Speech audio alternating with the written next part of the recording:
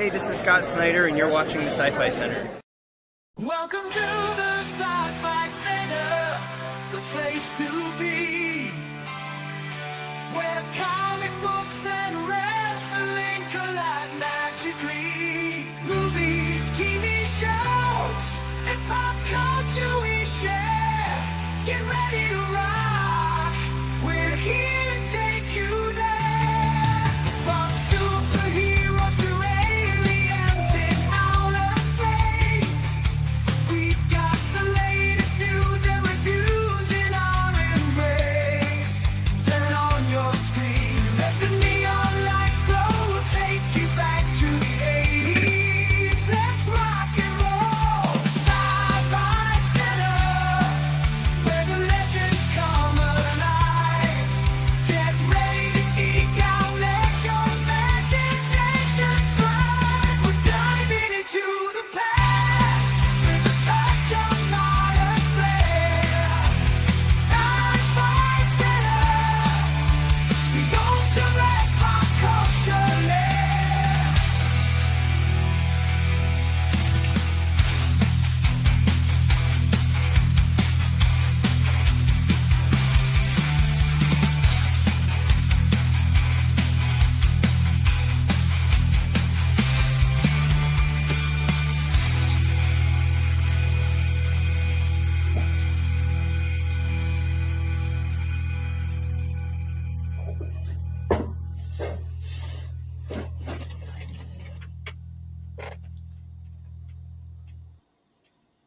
Happy Sunday. How's everybody doing? Hope everybody had a good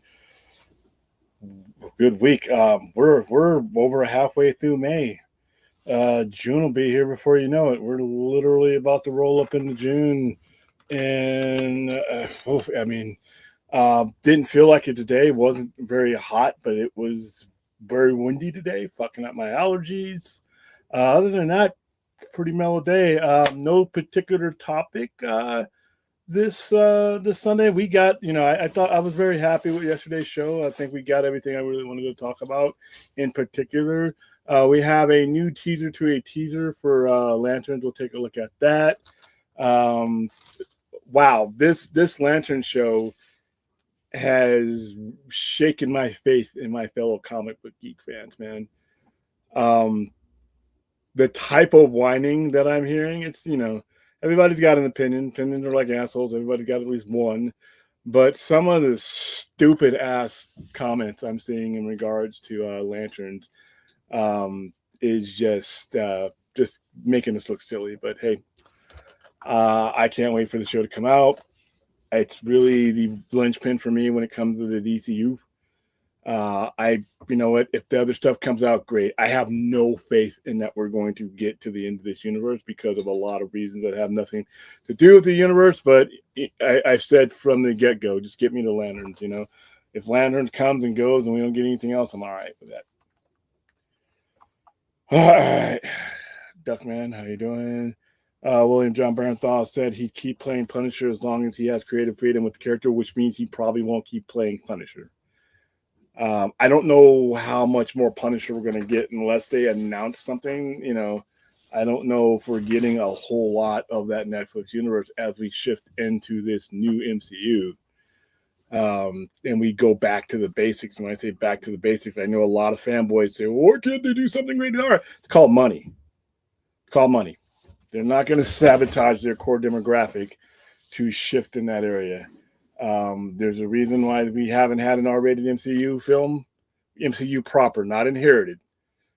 Because if there had never been a Fox, films or 20th Century Fox to make Deadpool would not be made because Marvel, Disney, and Marvel Studios would not have made that movie. So as far as MCU proper with them, characters under their full control, they haven't done one. I don't know if I'll ever see one again, but you definitely can't.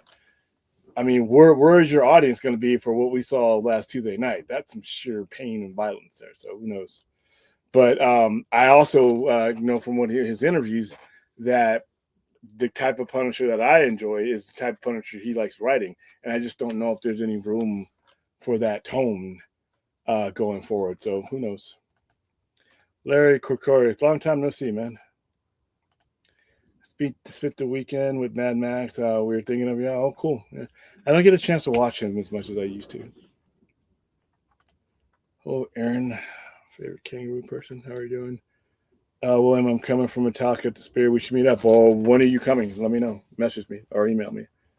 I mean, I'll stand outside of the Sphere and while you enjoy it on the inside because those tickets are expensive. But yeah, I mean, if you're in Vegas, let's hang out.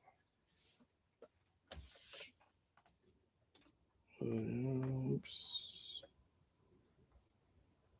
Let's see. Boy, Marvel Disney do more R-rated content, only full stink deal, stay PG. I guess that's not a cul-de-sac, though. See, a cul-de-sac is when you're going nowhere. There's a lot of places that they can go and still keep a PG-13. I think the R-rated tag is just something people think a film needs to have some kind of edge. And that should never be a prerequisite for making a superhero film. You know, especially when you have something that's been working for the last 17 years. There's just no reason to do that. You want, you know, if you're MCU and you built your foundation on being inclusive, why would you do something like that? And why would you do it on any regular basis? You know, I mean, unless they were going to put it out through Fox, which they can separate themselves and make it on MCU proper. But Punisher is clearly in the MCU, so doubt it.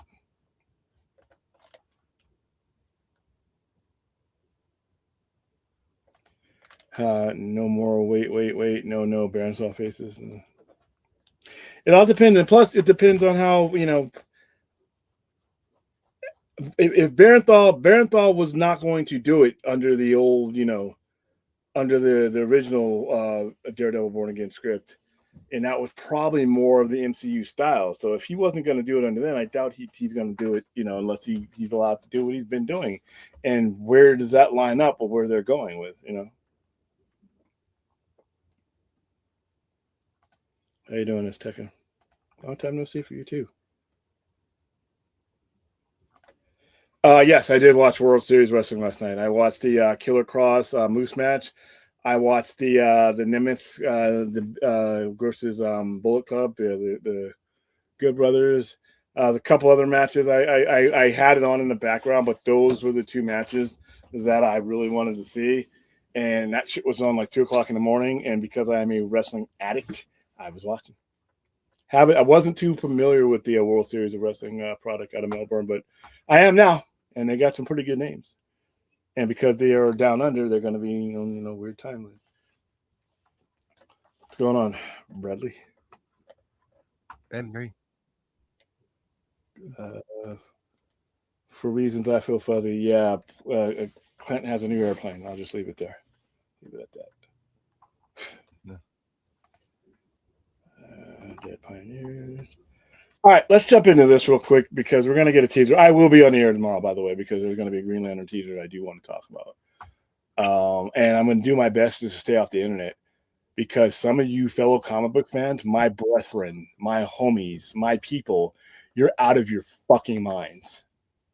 And some of the shit that you're posting is absolutely absurd and stupid. I am urging you to stop.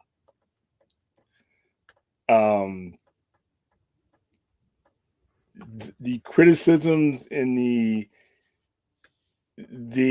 entitled notion that you know more than the people who are writing this show is the stuff of circuses. Every time I hear that's not Hal Jordan, first of all,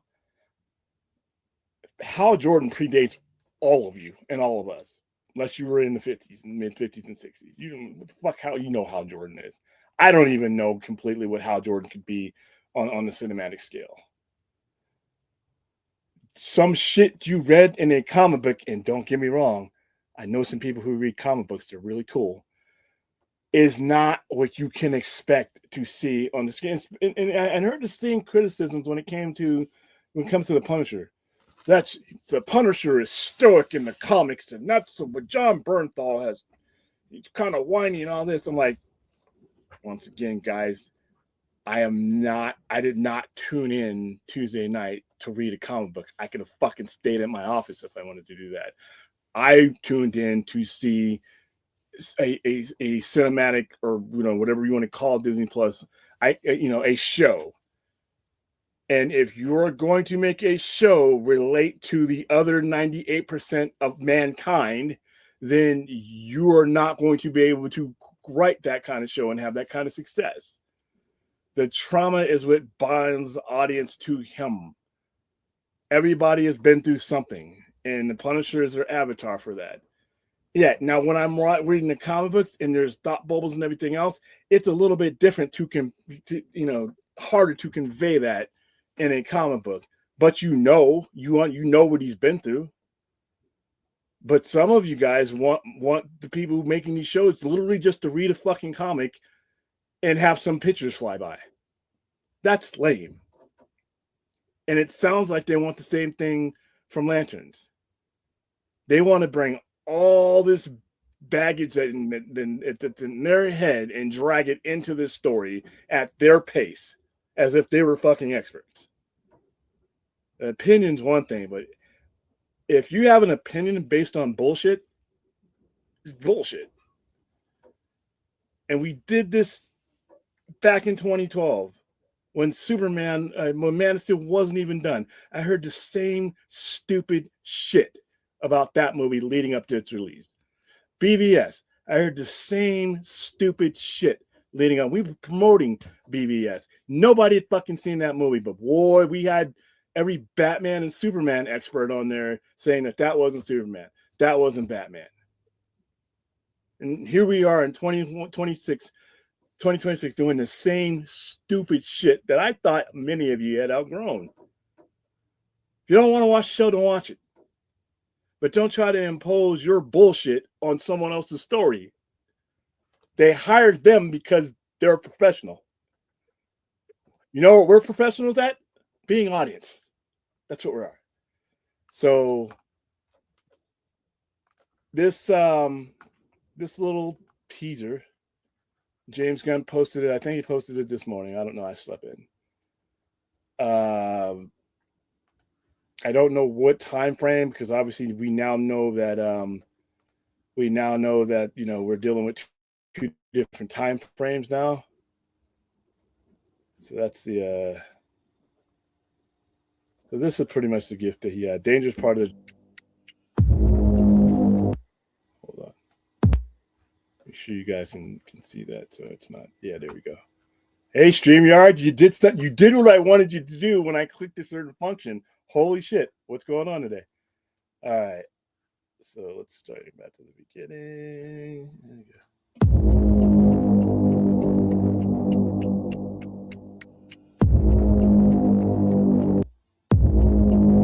Okay, that's pretty much it. Now, this right here I thought was interesting, because this is the first time you actually see him in the stuff that they are putting out, actually making a construct, which everybody was like, where's the green hand? Yeah, which I'm going to be the bad guy on this. It's like this. Now, this is not the whole teaser. This is a teaser for the next trailer. Yeah, that's all it is. This is already, I was very underwhelmed by the last trailer. And so already. Okay, you have not seen a trailer yet. This is already a step up in my book by just virtue of apparently at least one construct and the color green in a Green Lantern trailer. Okay. That kind of shit, it's called Lanterns and it's about the Green Lanterns. You're guaranteed to get constructs. So why are you hiding it from us in the marketing? Because it's a fucking teaser. Do you guys not know what a teaser is? It is to get the conversation going. You might not see much more tomorrow. Are people going into the show with the delusion with the expectation that there's going to be no green in Green Lantern? Do better. Or no constructs in Green Lantern? Get better. All right. Yeah, that's what you're telling the marketing, not me. No, fans are the bullshit machine here. And it's not this. We can insert anything else. We can put today it's Lanterns. It's the same bullshit playbook every fucking time something comes out. We're sitting in our fucking basements or whatever, and we're the experts of how to disseminate and put this out. Shut the So fuck by up. default, I have to like the trailer if it doesn't have You don't have to like it, but you understand. my If you opinion is hold on. invalid. If you put on the clown costume, This is not the clown costume in any way, shape, or form. It's a teaser. Yeah, it's a bad one, or this is better than the last one. The big shoes, the red nose, the red wig. The last That's trailer what's sucked, guys. This one is already better. It wasn't even a trailer. First of all, we don't even know what the fucking trailer is anymore. That's shit number one. We don't even know the difference between the fucking trailer and a teaser. That's like literally going into an advanced math. I mean, it really speaks to like the marketing of this show, where it's like the bare minimum is seeing the color green. So the people who market HBO Max and HBO shows for the last 30 years and have nailed it pretty much every time, they're inferior. They're inferior to us fanboys. They made a bad trailer. Yourself? They made a bad trailer. You can make a bad trailer and still have like pretty good. They didn't make. First of all, fucking call it what it is. Okay, they made a bad teaser. No, they did. By any rational analysis, that was a lot. No, by us 3%ers who think we know everything about fucking shows and movie making. That's who they made a bad trailer for. And it was a bad trailer. Guess what, guys? Believe it or not, this is geared towards the rest of us. The rest of us that live on this planet. Okay, if we want. Anyway, that's some fanboy bullshit. There's a construct. Looks like he's stopping something from happening. He's in that town. So this is Hal. Don't know what this is. It's red, but I'm assuming that this is his confirmation that did you freeze? Which one of us froze?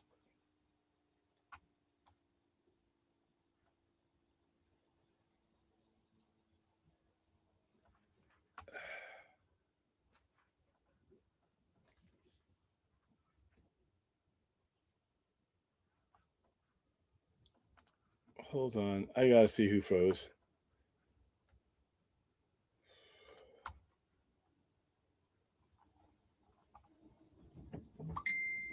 It's me. All right.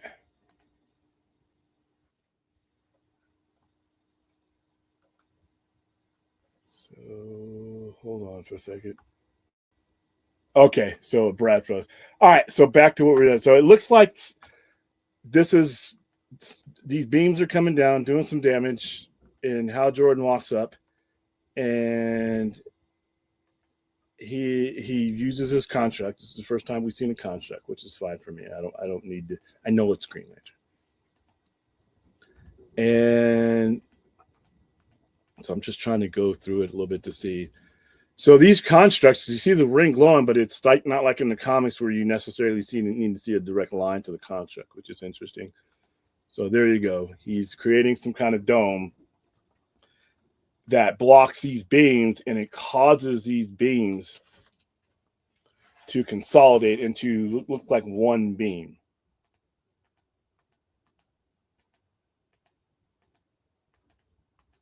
So there you go. Just kind of cool. Just going through it, and this is John Stewart. John Stewart's running from something. I don't think he has the ring at this point. If otherwise I think he'd maybe be using it, but he may have it by now because he has that same backpack we saw him carrying.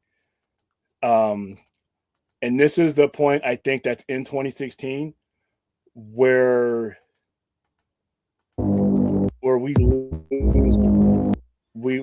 Hal is gone now. Hal, something's happened to Hal, and he now has the ring and he has the lantern because that's what's in the backpack. So what the hell? Did his internet go out?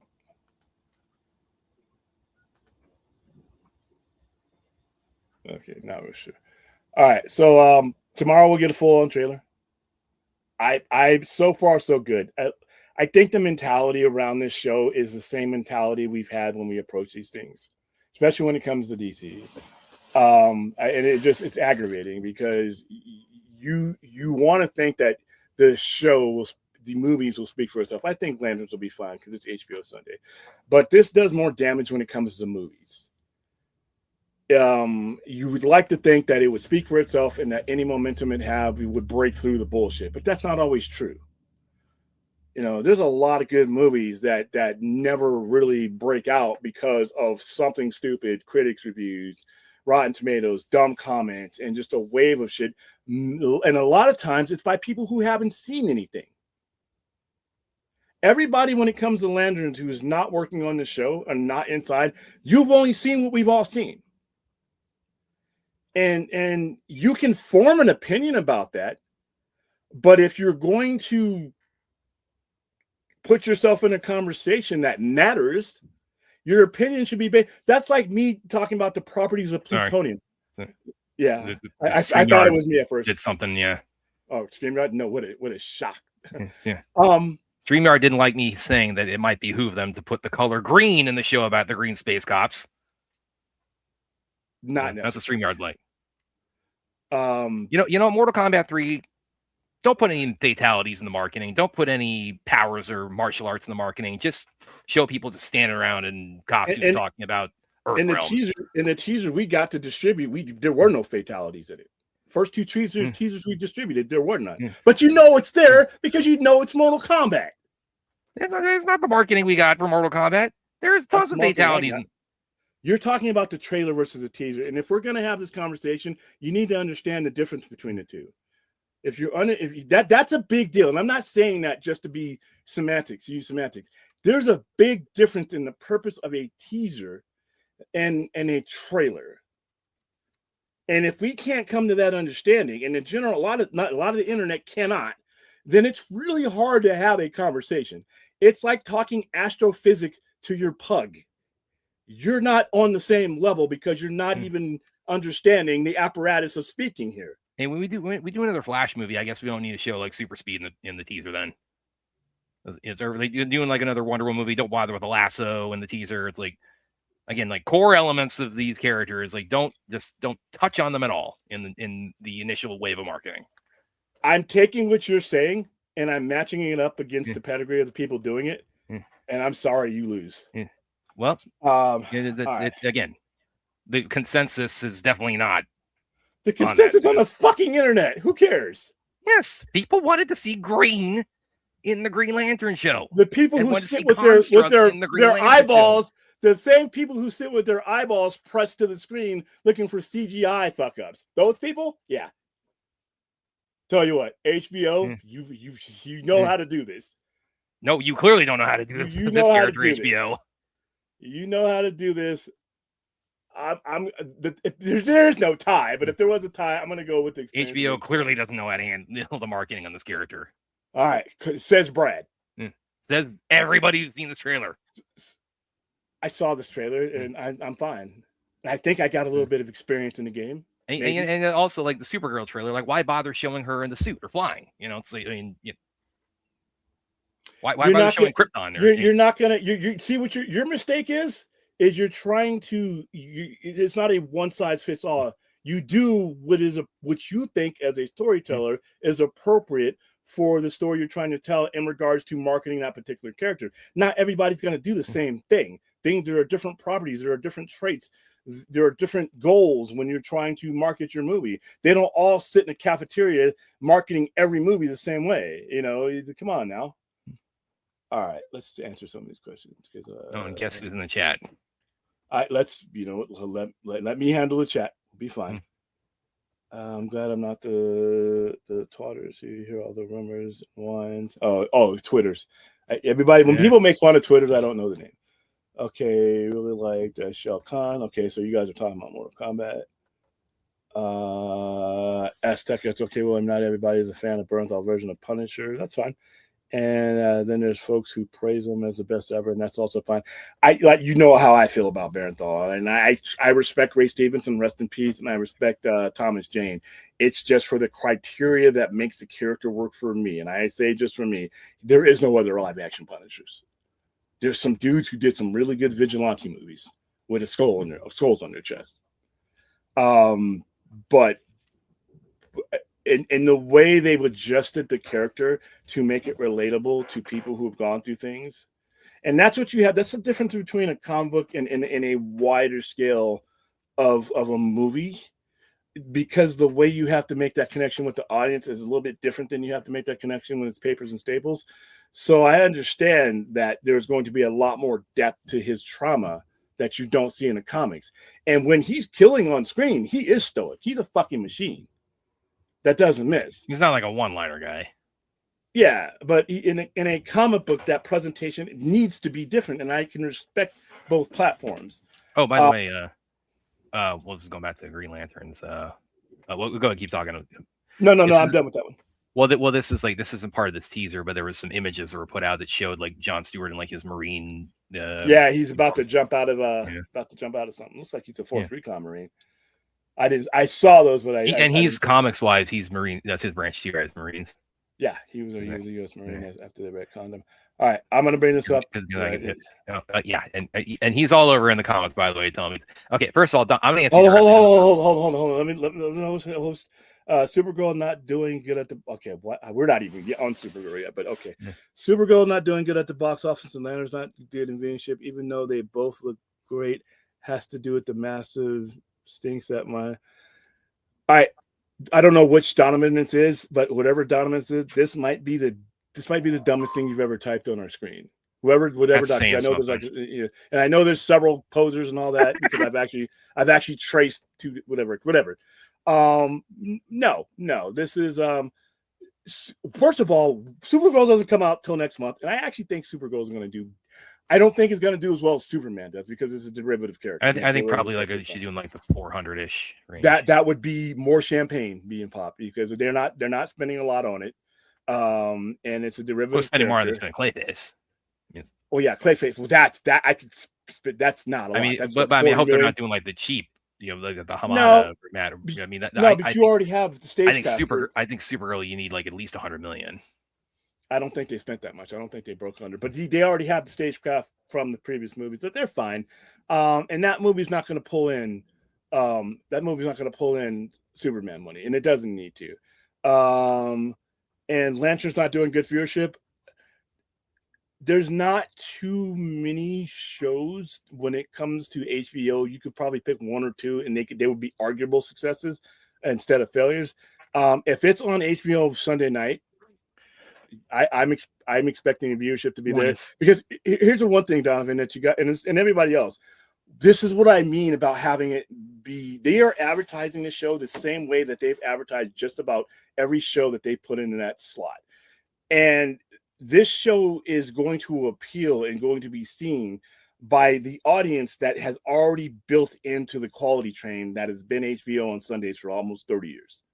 So I think you're wrong on both. And by the way, let's say these both flop. Let's say Supergirl and Lanterns both flop. How, pray tell, is that Zack Snyder's fault, Donovan? That's the dumb part. Yeah. That's the dumb part because they've been saying for 10 years BVS like you turned everybody off from everything DC, and they go back and forth on that depending on how well they think something coming up is going to do. It's either going to break $1 billion. Because it escaped the curse of Snyder, or it underperformed because of the stink of Snyder. That's the logic. That's internet bullshit. Because the biggest thing that might hurt. I don't think these two are going to be. I don't think those numbers are going to be flopped or anything. But the biggest threat you have to any DC project is the breaking continuity, and you're dealing with the same shit now. Just in a different way now than you are, because here you have new people that might take over. You may not have. I'm a fan of this stuff, but I'm not jumping in the deep end because I've been burnt before. So it has nothing to do with Snyder. It has to do with the break of continuity and frequency, and just not having faith in the product. I mean, you went from in the span of 5 years, you went from Man of Steel. Actually, the span of a decade, you went from Man of Steel to fucking Harley Quinn and the Fantabulous Thing. That's not going to keep people. You have to have 7 years, by the way. That was like 7 years. So that's even worse. Even worse. And it could come back to bite James Gunn too. Not anything to do with him, but if Ellison or whatever says, you know what, it's not what we want to do. I just invested time in shows that now I end up the same place I was 5 years ago. Which that's actually before I ask that question. How's it going, Jared? Tom from King's Council. favorite. Yeah, that's actually something I was gonna ask. Like all seriousness, like criticism of the marketing, I have aside. I mean, it's like I could end up loving the show. It's like I mean, I've been very vocal about when I said like I did not go into Superman and Lois with high expectations at all. I was very underwhelmed by Tyler Hoechlin's, his Superman on the Arrowverse, and now I mean Williams like had he's been like kind of like the bulwark whenever I said not only like highly praised Superman and Lois on here, but said this to me that's the best DC live action show I've ever seen.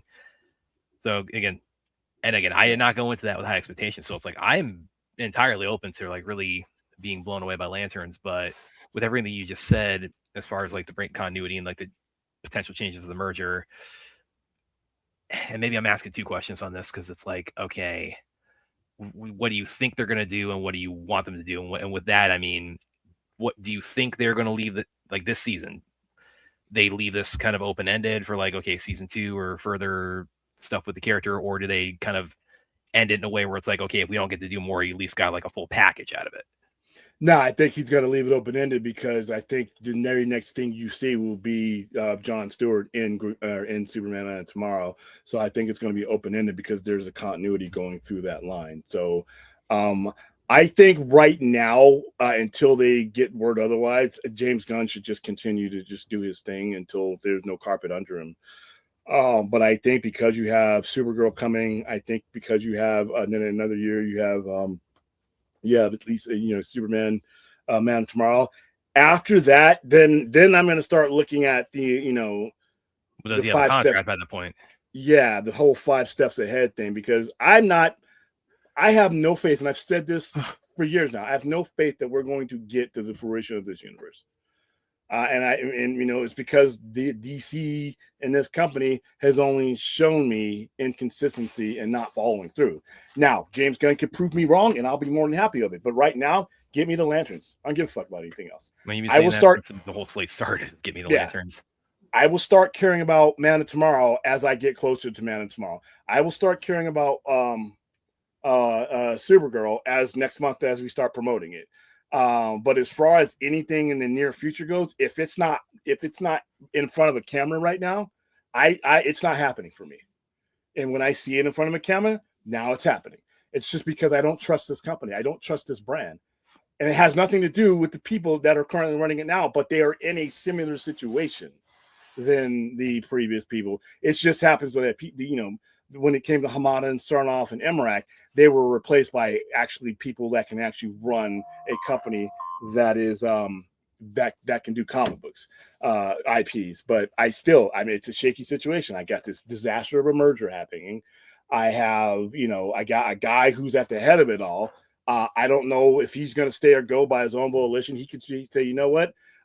If they have a meeting, he doesn't feel like he has the same 100% creative control that Zaslav gave him, he may be like, you know what, this is a different game. Let me go ahead and wrap this up. That doesn't mean that they'll end the universe. They may hand it over to somebody, but there you go, continuity again. So right now, give me the Lanterns, and whatever happens after that, Paradise Lost. I don't know if we're ever getting that.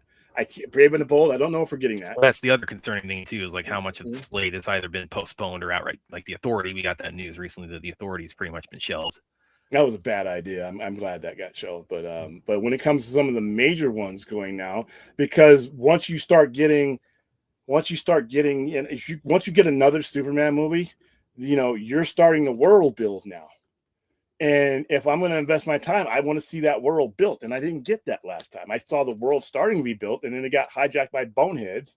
And I don't know if James Gunn's going to stay. If he leaves, if he keep the continuity, is the person coming behind him going to have, going to be able to handle it? That's the other side. Like if he does leave, or if he is let go or whatever, because I saw this, question, raised a lot during the previous merger. It's like, okay, so you want the guy coming in to like continue somebody else's project? It's like, that's a tough one. Yeah. William, would you still be interested in Lantern Show if Damon Lindelof was not involved? Probably not as much. There are two factors. It's not just Damon Lindelof. That would have been enough. if you take Damon Lindelof, you still have a brand that I love and trust, and that's HBO on Sunday nights. In my opinion, it hasn't failed. Even if some of the shows haven't done as well, like Raised by Wolves couldn't get the kind of viewership that I think it deserved, but it was a quality show. Its quality was consistent to what they put on HBO on Sunday. And the other part is the other part of it was Damon Lindelof, Tom King. Tom King was involved in this as well. But no, without those aspects, I probably wouldn't be. I would be probably as intrigued about this as anything else that's going on. I'm peeking my head. Lanterns. Yeah, I'm peeking my head through the curtains, and I'm not. It's like, what have I got to lose? I'm going from without him involved. It's not get me the lanterns. It's what do I have to lose? It's an hour. It's content. Let's take a look at it. If it's great, we'll continue. If it sucks, we won't. But with Damon Lindelof's track record, yeah, that does make a difference for me, Azteca. Rational Skeptic. Hold on, let me get it. Yeah, chat. William, could you be said for the Reeves verse? It's not 110% guaranteed we're getting a trilogy. Well, it's interesting with that because now your name, William. But it's like I got thoughts on it too. Well, let me answer real quick. Hold on. Well, okay.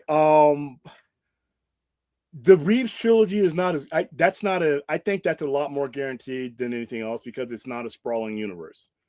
It's this movie that we're filming now and the third movie. With the difference between the Gunverse, if you want to call it that, we're talking about world building that could include multiple. We're talking about what's supposed to be a 10-year plan. Yeah, you're talking about 3 movies, so it's a lot easier. And not only are we talking about 3 movies, we're talking about 3 movies that don't really cost a lot to make. So no, powers involved, yeah. Yeah, I think you are more stable with the Reeves work because it's not a verse. I mean, yeah, it's 3 movies. It's a verse, but 3 movie total, but it's not a. It's not a verse where you're expecting the Justice League to show up and.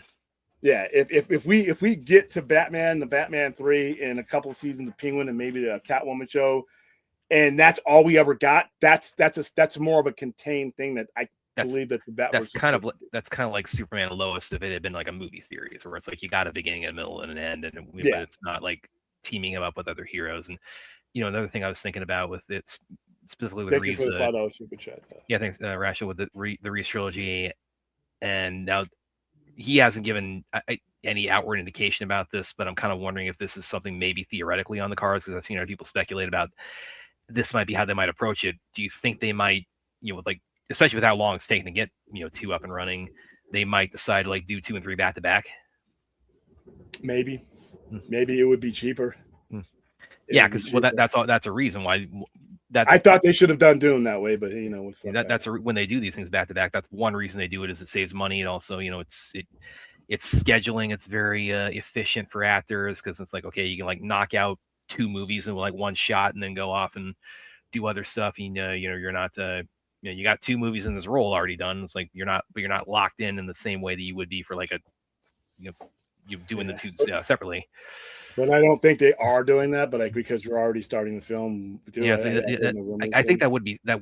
I think that would be smart. But it's like we probably would have heard about that now if they were doing that. So it's kind of like it's how I would have done it. But when is Spider-Noir? Is that Spider-Noir? Oh, that's probably soon, isn't it? I think that's this week. Yeah. What is that? Is that? No, that's this week. Larry's got it. Okay. So now that's tomorrow. No, that's next week. I'm sorry, that's next week.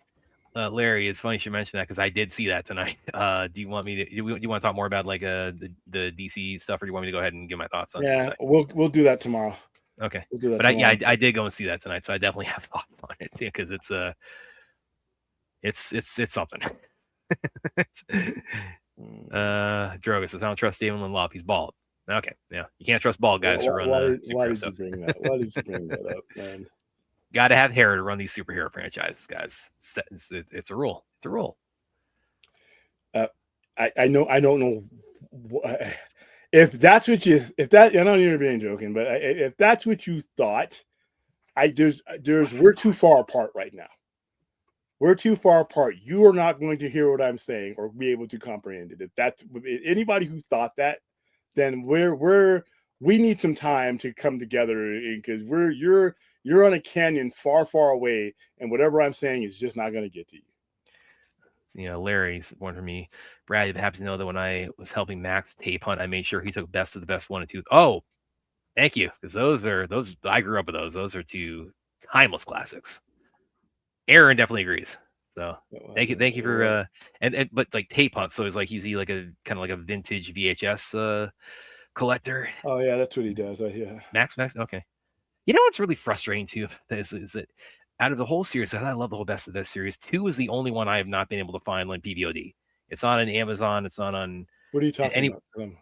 To where like you like pay and like you've got it in your like your database on your membership of Amazon or iTunes or what movie? Because I missed Best of the Best, the Best of the Best franchise because he's talking to me about that. That's but yes, thank you for I love Best of the Best. That's science fiction. Karate Kid with Taekwondo. So thank you very much for passing on such an awesome recommendation, Larry. Clint says I had grapes today, they weren't sour. Okay, that's a response to a dumb comment. Oh, he's talking about yeah. Who you guys watch Leftovers, man? That is a show that will ground you for the Jerry. He's well, I mean he's one of the shepherds of the franchise. So I mean it's like, is he a writer on Lanterns? He's an executive producer. He's in the so it's like I mean it's like the ship's kind of sailed on that, unfortunately, Jared. So. And I can understand why somebody wouldn't like what he did on Wonder Woman, but that's one book. I don't like what John Byrne did with Superman. He's still an all-time great, and Tom King is getting there. What idiot wants the universe that barely started? What idiot wants this universe that barely started to end?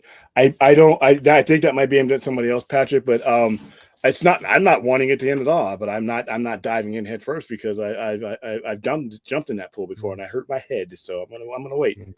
Aaron asked how many episodes. It's probably gonna be 8, or like 8 to 10, something like that. And by the way, like to kind of clarify, and apparently that's also gotten shelved too. I'm okay if I never see Booster Gold. I mean, I wasn't holding out like breathless anticipation for it, because he's not really my character. So it's like I'm not heartbroken about that one, but to kind of clarify too. So this is going to like air on HBO, but like what's like as far as like HBO Max, is it going like the next day be on HBO Max? No, it's simultaneous. It's simultaneous. Okay. They don't do that anymore. Okay. They don't do that. They stop. I can't remember. It's been a while since they've done that. So if you have HBO Max, like I think they started it with House of the Dragon. If you have HBO Max and you have HBO, it's available to you at 6 Eastern.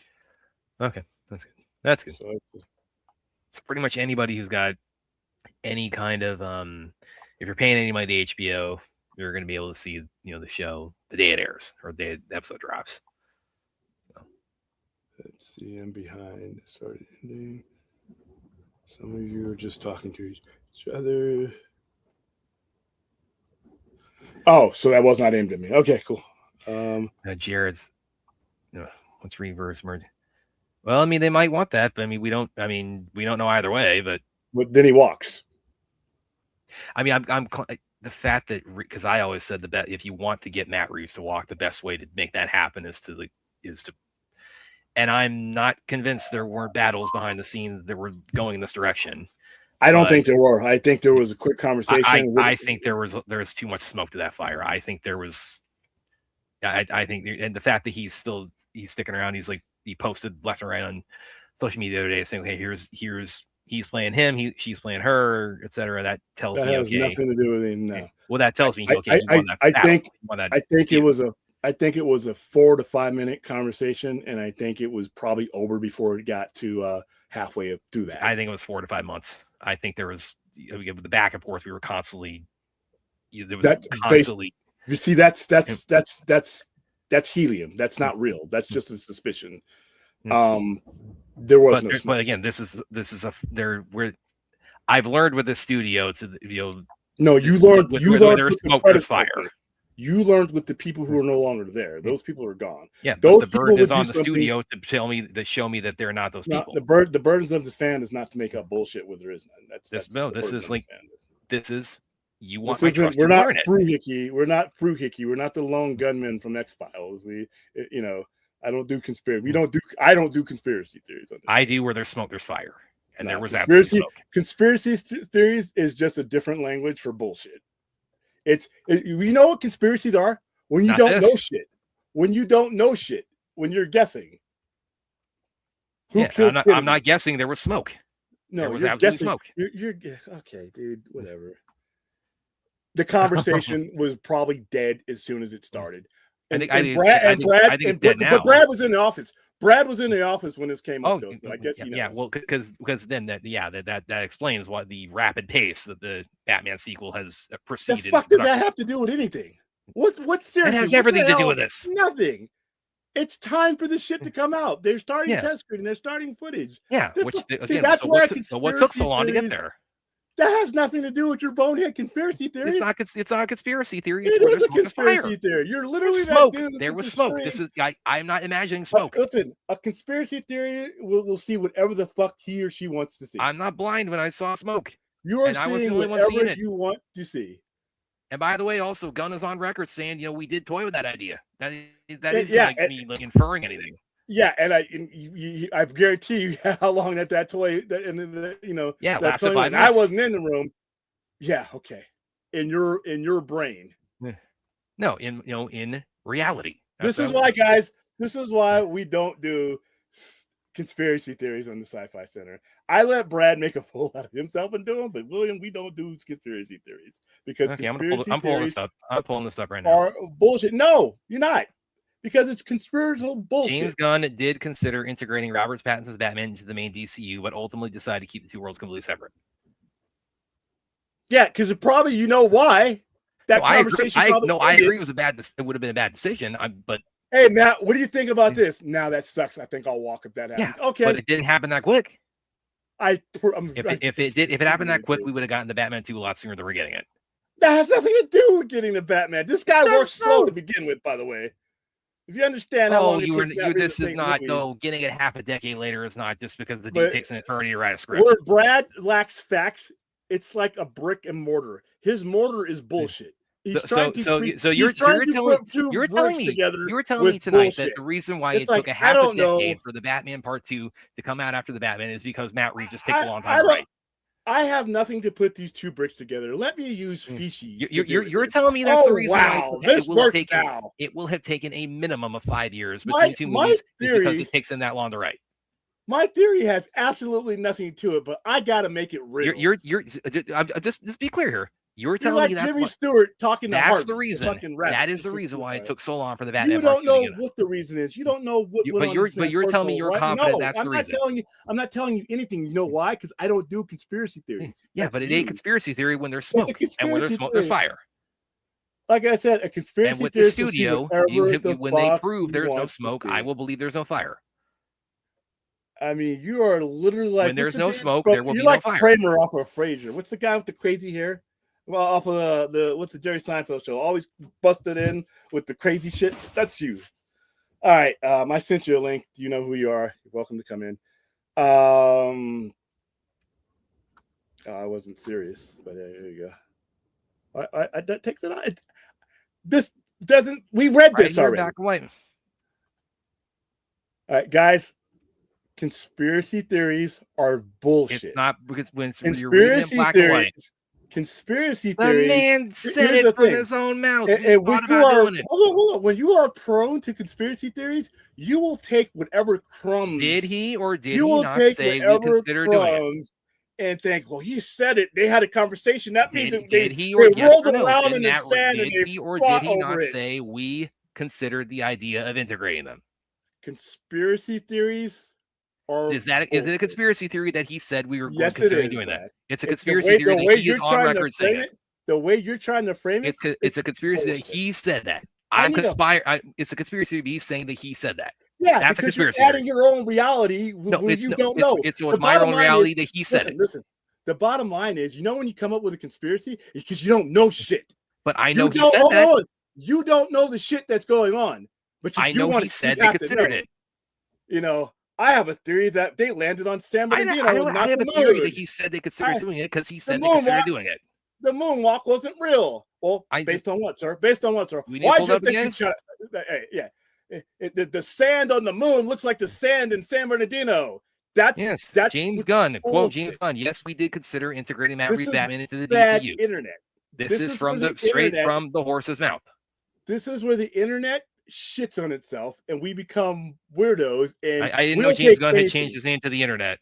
We'll take anything. We will take that. I didn't realize he renamed remember Pee Wee's Chaos' little foil ball? We'll take the crumb and we'll turn it into a whole fucking loaf of bread. Speaking on the Happy, Sad, Confused podcast in December 2024, James Gunn revealed that he did contemplate integrating Robert Pattinson's Batman into the DCU. So that means that means possible. Yeah, that means they took 6 months to come to that. Get the fuck out of here. And can people stop? Yeah, because the Batman Fuse production has been so. Can people just stop? Yeah, it's all good. Can people just stop with the whole Matt Reeves Superman, Matt Reeves Batman should cross over with the Superman? I'm like, how about we have two separate? I'm not saying it would have been a bad idea. No, I'm not saying you are, but I was saying I've seen this all over Twitter constantly, and I'm like, just stop, guys. I don't think it was ever seriously considered to where there was never going to be a next step. I think it was a casual conversation. I'm sure Gunn asked him, hey, would you be interested in this? Matt Reeves said no. He's like, all right, I'll cast someone else. That's exactly. That's it. That's what happened, Brad. That's why I'm fairly certain if they really discussed it at all, it's that. It probably. And he said they discussed it at all, but they're putting the PR spin on it. I brought you in because I needed to counter the conspiracy nonsense that is the co-host. How are you doing today, Jared? I'm doing very well. How about yourself? So that means that Jared, you're countering Williams' 5 or 6 second conversation about the Matt Reeves thing. No, I'm not.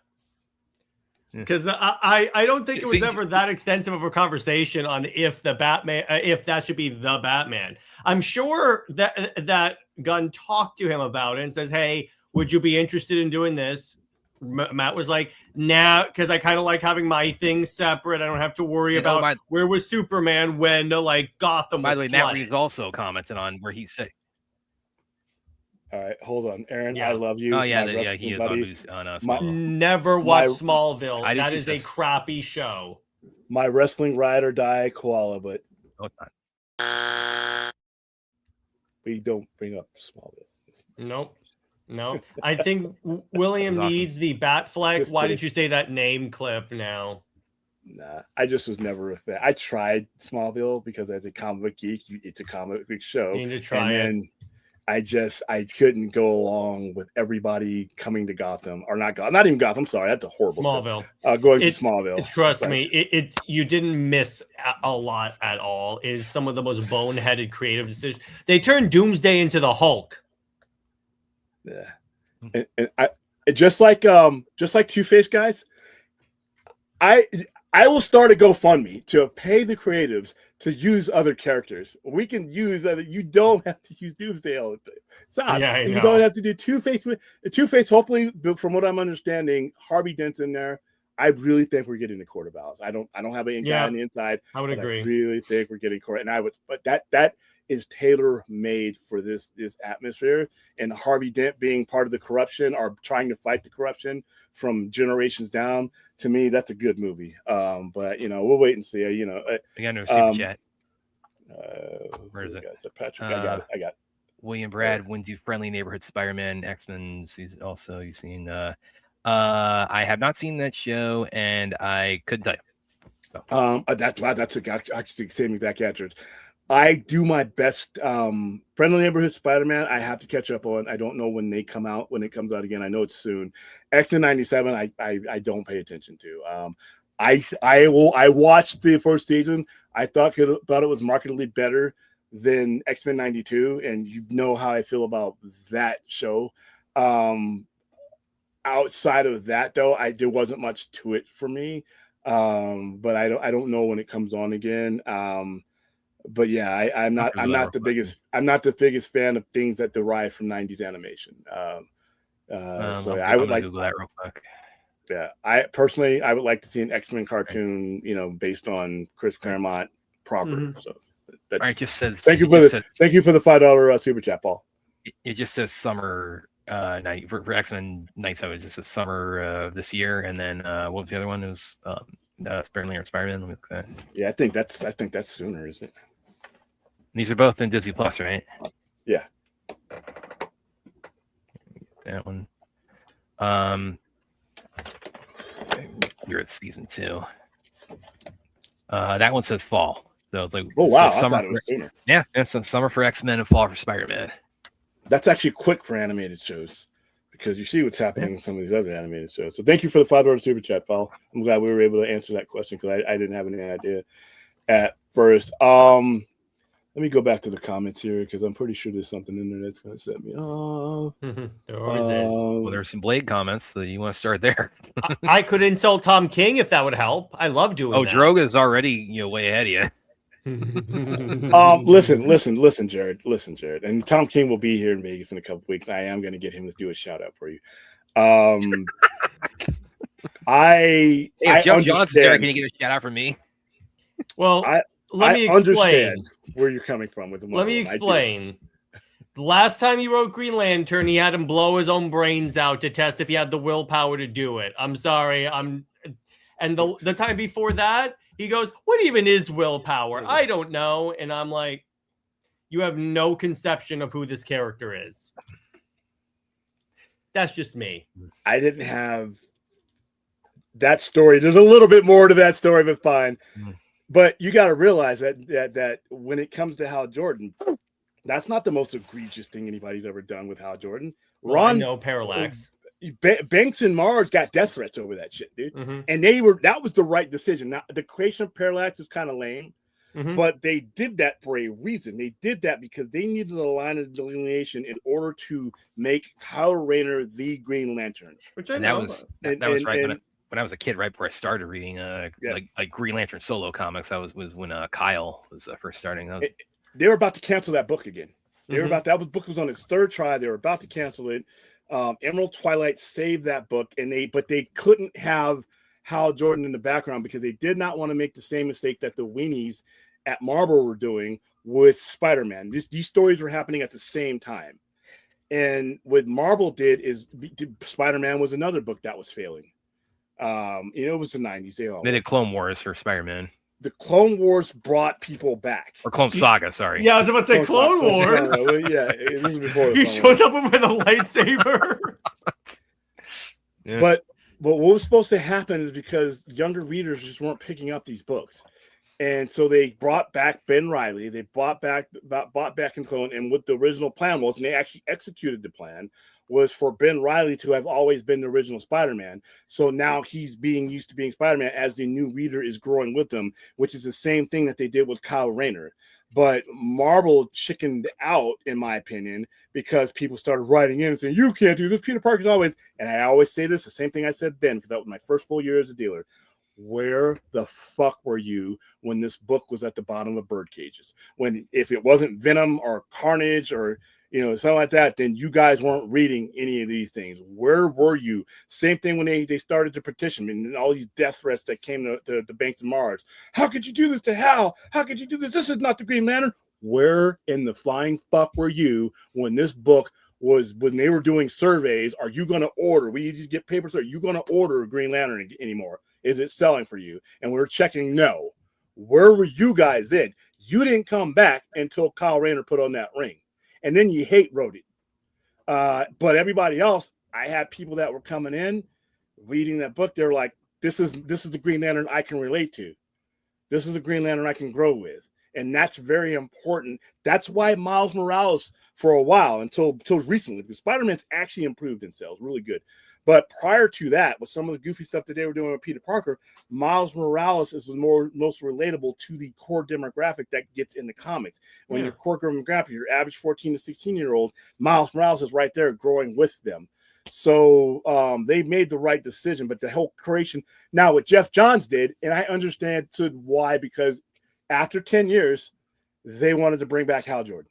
but they couldn't be like, oh wow, how can I trust you with a ring? Didn't you wipe out everybody? And they then needed they to have that. a reason to make him Yeah. redeemable. But actually, that was something I was kind of thinking about the other day, as far as like the show is concerned, because it's you talked about, we theorized that Hal might bite the bullet on the show. Do you think there also is a possibility the show might show him becoming Parallax? I hope not.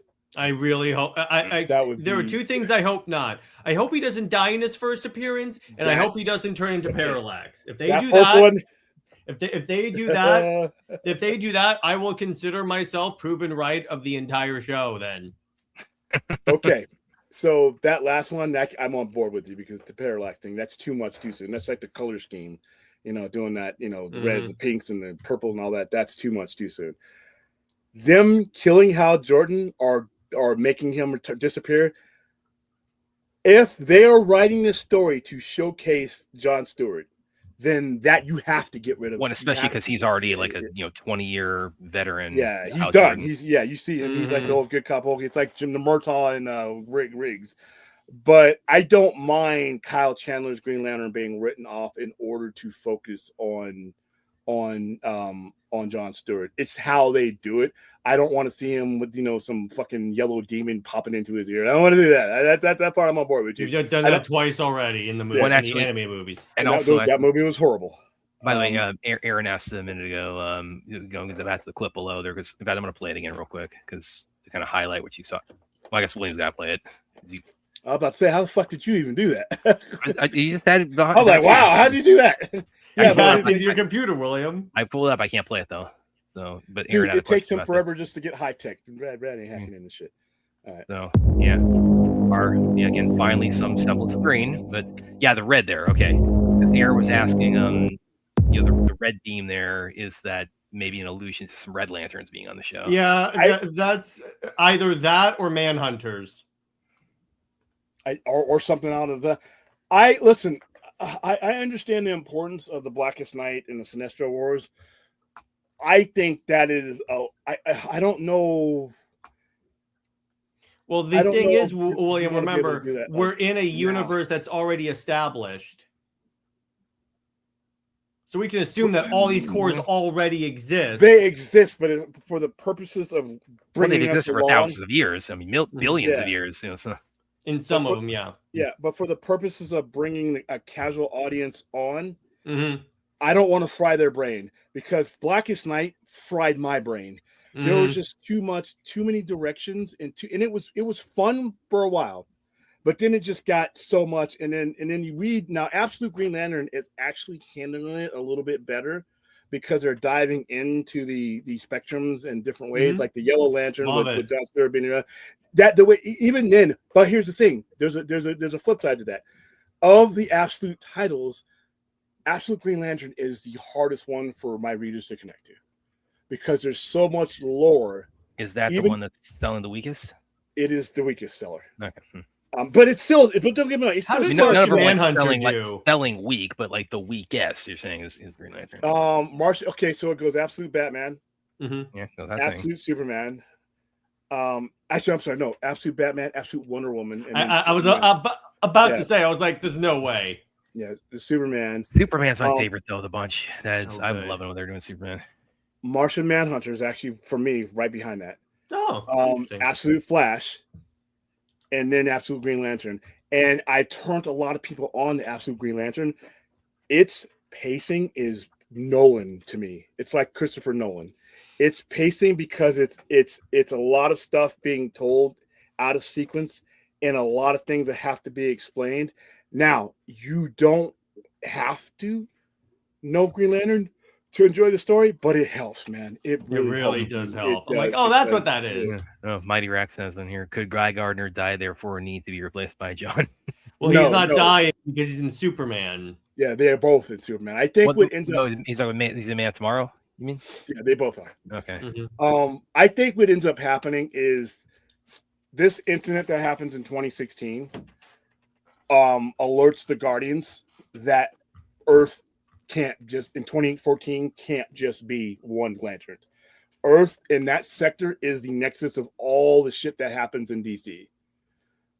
So where each other sector has one Green Lantern, Earth is the pivotal. It's the target. It's the target of Darkseid. It's the target of Brainiac. No, I know, and that's why I'm like, you don't have to retire Hal Jordan to do that. Just keep both. That's what they do in the comics all the time. They just keep adding on Human Lantern. But they went 10 years without Hal, so I think they can do it. They did, you know. Generation people grew up with John Stewart as their Green Lantern because of Justice League. Yeah, it's interesting because that's true. Because obviously, like we got a bunch of we got a ton of human Green Lanterns, but like the ones that are like the two big ones, the two like most regular or John or Hal Stewart, John Stewart. And the interesting about that is that, you know, it's kind of a generational thing, depending on like who like your Green Lantern is basically going to come down to like time. Like, okay, if you're the older you are, the more of a Hal Jordan, you know, Green Lantern. I'm an old guy, and Kyle Rayner is my Green Lantern. So well, okay. I'm a younger guy, and Hal Jordan is my favorite. Hal and Jessica are my favorites. Well, but I'm talking about not necessarily like your favorite, but like the one who's considered like the one that introduced you to the biggest pillar of like the in that case, Hal Jordan. Yeah, gotta be careful here though, because we're comic book heads. I don't think any of that's going to matter to the majority of people that are going to watch the show, because like I said before, it doesn't matter what until HBO puts on some garbage on Sunday night. They have a built-in audience. We're waiting. HBO fans are basically waiting for that next show. This is what they do, and that's where this show is gonna, where it's gonna. I think it's gonna be very successful. And it was the same thing. Nobody knew none of these HBO people knew what Watchmen was. Hell, there are many comic book fans didn't know what Watchmen was. Did that work out for Peacemaker though? Yeah, enough. I don't know where you put it on levels as far as being, because we don't have those numbers. Mm-hmm. But Peacemaker, they appealed to the common audience. Peacemaker's buffoonery appealed to the common audience. John Cena is a global name now. I didn't know how much he's a global name until he retired, and everybody's like, you know, what? So John Cena is a global name. It's on HBO. It's got that going for it. You know, now you still have to put on a good show. You can't put on some bullshit.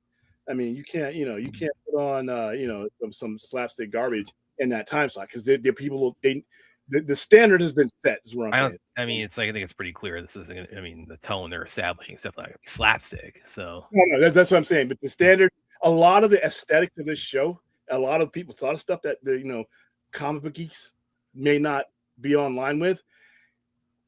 Bill, it is tailor made for where it's airing.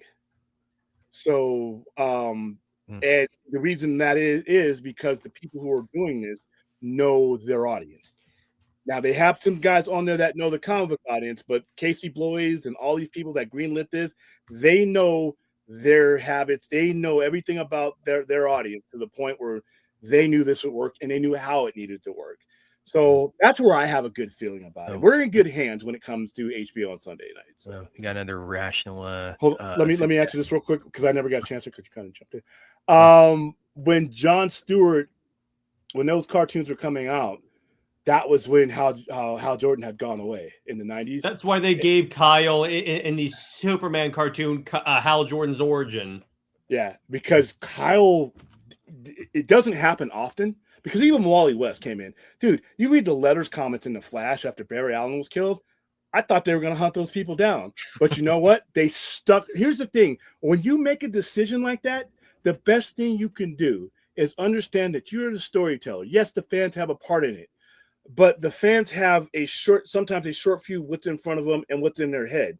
They're not thinking the long view, and you have to stand on it and give them more material. And what happened with Green Lantern, it went from people threatening Darryl Banks and Ron Mars to that book sells tripling. And then those people didn't want to admit it. Those Hal Jordan guys didn't want to admit it. They were reading that book, because I talked to some of them.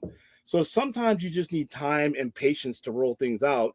And that's what happened. You literally went, and Hal went on to be the Spectre, which was ridiculous, and all these other things that was he was doing. Kyle went on to be Ion, which is like his next. Then he would come back, but he ended up being, for that 10-year period, and he was the one that duplicated the ring. He was the one that helped bring the Corps back.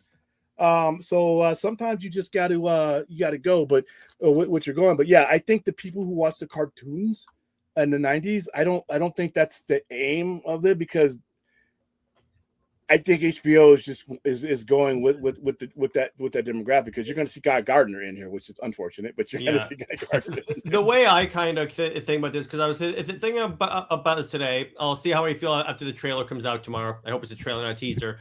But they said it's a teaser, so yeah. Whatever. But my big issue with it is like there are so many. I agree with you on in principle, William. That they have to adapt the material for where they're airing it. Now, my issue is there are so many other DC characters that they could have adapted that I think would fit better in that type of very grounded feel. I don't think Green Lantern is that direction. I could be wrong when the show comes out. I'll be more than happy to admit I'm wrong. It's just so far, personally, I'm like, I think it's a mistake to have grounded Green grounded Green Lantern. I mean, Batman's perfect, like an HBO. I mean, it would be perfect. Deathstroke. There's plenty of other. Plus, there's plenty of like of characters that they can do that have that sensibility that you can easily ground that well. Because Green Lantern, the reason why the fan base, the other reason the fan base was freaking out besides the green was like when they talk about how it's a super grounded show, and they're like, so it's like the Green Lantern movie where they're like, we're not going to spend that much time on Oa and all that stuff. I think people mistook that because I watched those same interviews and I see something different. I don't think you're getting a grounded show so when they say grounded, because they're writing the stuff, it's a different word than when we think grounded. We think grounded, we think, dulled down, things like that. I don't think that's what they meant from what they think. I don't think you can do a Green Lantern show like that type of grounded. I think what they mean is the fantastical, the flooding of the fantastical won't be the core of the story. There will be Green Lantern elements all over the story. But I think what's happened there, and this is the way Lindelof does it, and I think he does it right, is he had a guy with a fucking greased suit on that slipped into a fucking sewer. That's some crazy shit. And he had Dr. Manhattan. No, spoiler alert, it's been a while. He had fantastical elements, but those weren't the elements that drove that show. The story was what drove that show. So Damon Lindelof would call that show grounded, and that show was not fucking grounded. But in his mind, in comparison to the Watchmen movie or an MCU movie, there's the lights are there, but they're there to support the story. In an MCU movie, the lights are there to bring you to the movie. On that, he should be more aware of how the audience perceives the word grounded when you say grounded. I'm never gonna knock an artist for not being like that. Some of the best artists are aloof that way. To Jared's point too. I mean, this guy. I mean, and to be clear, I mean, because I'm also like, I'm Jared's train of thought where it's like, I'm the makers adapting this to the format. It's like I'm not objecting to that. The format of an HBO series and to the again, like the use of the word grounded, I think, and again, I think probably does mean something. It means something in this context different than people are interpreting it. But I think what they're interpreting it as, it's like, okay, grounded being like a misnomer when you're talking about a show about space cops. Now, I'm not saying that's a fault of the makers, but I'm just saying it's like that term. Okay, when you say grounded on like a space cop show, it's like, I mean, it's not Nolan Batman grounded clearly, but what does grounded mean in the context of Green Lantern? Yeah, and the whole taking place on Earth, that did not bother me because there are plenty of Green Lantern stories that takes place exclusively on Earth, half of which in the Jeff Johns run. So that's not that part. I'm like, okay, but the other thing that really annoys me is that are we ever going to get a DCU show that isn't a hard R like show? Because it seems like all of them are like that, particularly when Gunn said, no, all of them are going to have their own tone, their own way of doing things. And I'm like, really? All of them have been the same thing. I think that you're going to get the tone that's DC. Which that's fine, but there's been plenty of dark DC shows that aren't like that R-rated. Well, okay, we're going back to platform. If you're putting it on HBO, it better be. Well, but if they put it on HBO, if it was like, okay, it's not going to be on HBO, but it's just going to be on HBO Max, does that change that concept? That's the other thing. That's HBO. just like Game of Thrones, House of the Dragon, is airing on HBO and HBO Max simultaneously. So if you're on HBO anything, and your shit's getting released on Sunday, you ain't doing you're doing that. And now other places, other diversity, that maybe we have to see. But the most important thing about this is we don't know what we don't know. And it's really important not to replace what we don't know. Well, here's the thing. Draga brings up a good point. They released My Adventure with Superman on Max. Not on a Sunday night, 6 to 9 p.m. They didn't. No, but I'm like, okay, then can we get one thing that's not released on HBO 6 to 9 p.m. so we can have some diversity of tone? Well, you may get that. We're just getting started, dude. We're not even. We're kind of past the start line, but we're not. What have we had so far as like series? We had Creature Commandos, Hard R, Lanterns. Yeah, so Peacemaker season 2 and Lanterns. Yeah, all of which Hard R. Well, I mean, Lanterns. That's Superman. The biggest thing out of all that was Superman. That released in theaters first. But that's But part of why this works is, yeah, we know we're not seeing heads explode. Part of what I kind of am into this universe a little bit is because if I don't like the fluff shit, I can leave that for somebody to watch somewhere else. But when you're putting my shit on HBO Max, motherfucker, you better be bringing it heavy. Now, before I answer the super chat, the hardest thing, especially for us 3%ers that know the genre, that watch it, and it's been a religion for us.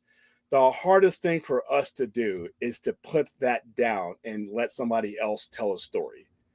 What I've seen in my 45 years of collecting is not relevant to the story that he's telling, because I don't know what he's telling. Now, 6 months from now, 8 months, when we're done with the show, and I sit back and wherever my expectations were versus what I saw, that's a different analysis. But going into it, I've read thousands of pages of Lanterns. Used to be my favorite DC character. But what I've read, I cannot impose what I've read, my standards as a comic book geek, into this show and have any fun with it. On that, the thing is though, if you're adapting the source material and you're not going to adapt like the basic tenets of the comic, not saying that they're not doing that for Lanterns. I'm just saying in the general idea, you still have to make sure the characters act like the characters, or like they have to be recognizable. Yeah, they have to be recognizable. But every comic book movie out there has taken significant liberties to bring that to you. So I'm not but we talk about those in the past tense because we've seen those shows. Mm-hmm. I think the conversation going into the show before it's aired is where the damage can be done if we're trying to put the weight of what we think the character should be onto a screenwriter, onto, to these people yet. Now, when you watch it, episode 1, episode 2, episode 3, and you think it looks like shit, it sounds like shit, it feels like shit, that's a different conversation. Because now you've seen what they're doing. Now you can compare the standards if you really want to. And now you can come up, but I hate the pre-burying of the show. And it doesn't matter what's the show, even shows I don't like. There are shows out there that I would never give 2 minutes a day to, but I hear people fucking them before they get a chance to even get done. And I'm like, that is like, trying to leave Earth's atmosphere and not with no rockets. It really does hurt a show. I don't think it's going to hurt it in this regard, because I think we're such a small portion of the audience that's going to watch this show, and it's, but we'll do well. But look at the movies, BVS. Look what we went through with BVS and Man of Steel. Yeah. They tried to drown that baby before it was even out of the womb, and that kind of shit. I hate that mentality, and it doesn't apply it to any IP, any comic book IP. I mean, if you're not going to go see it, don't fucking go see it. That is your money. That is your prerogative. But what are you doing? What do you get out of, the pre-shitting? I just don't understand. So let me ask you: so you guys think Abrams Code Superman is happening? I don't know. No, I don't know what's happening. No, I don't know what's happening. I do not think that at that. How long ago was that announced? Yeah, it's like that was announced before Zaslav took over, I think. That was the Emmerich, like that was them trying to undercut the release of the Snyder Cut announcement. That was what that was. That's in Blade. And then I think we heard and like and then I think we heard like a while back that it got canceled as soon as Zaslav took over. Yeah, and you got JJ. It's like, I mean, listen, I'll take that deal. It's like you give me $500 million and 8 years later, no work, produced nothing. Yeah, I know. And he doesn't have to pay that back at all. Yeah, that's he a just cushy gets job. money. I'll take that. But yeah, I think it's their question. It's like, nah. I think the ship is. I mean, it doesn't mean we'll never see like a black. So Matt, I want to ask you about this because recently I've been seeing a lot of like groundswell of support for Zatanna as a character because like her book sells ridiculously well. So I'm wondering, why do you think that this character like is for some reason is like a big sleeper hit?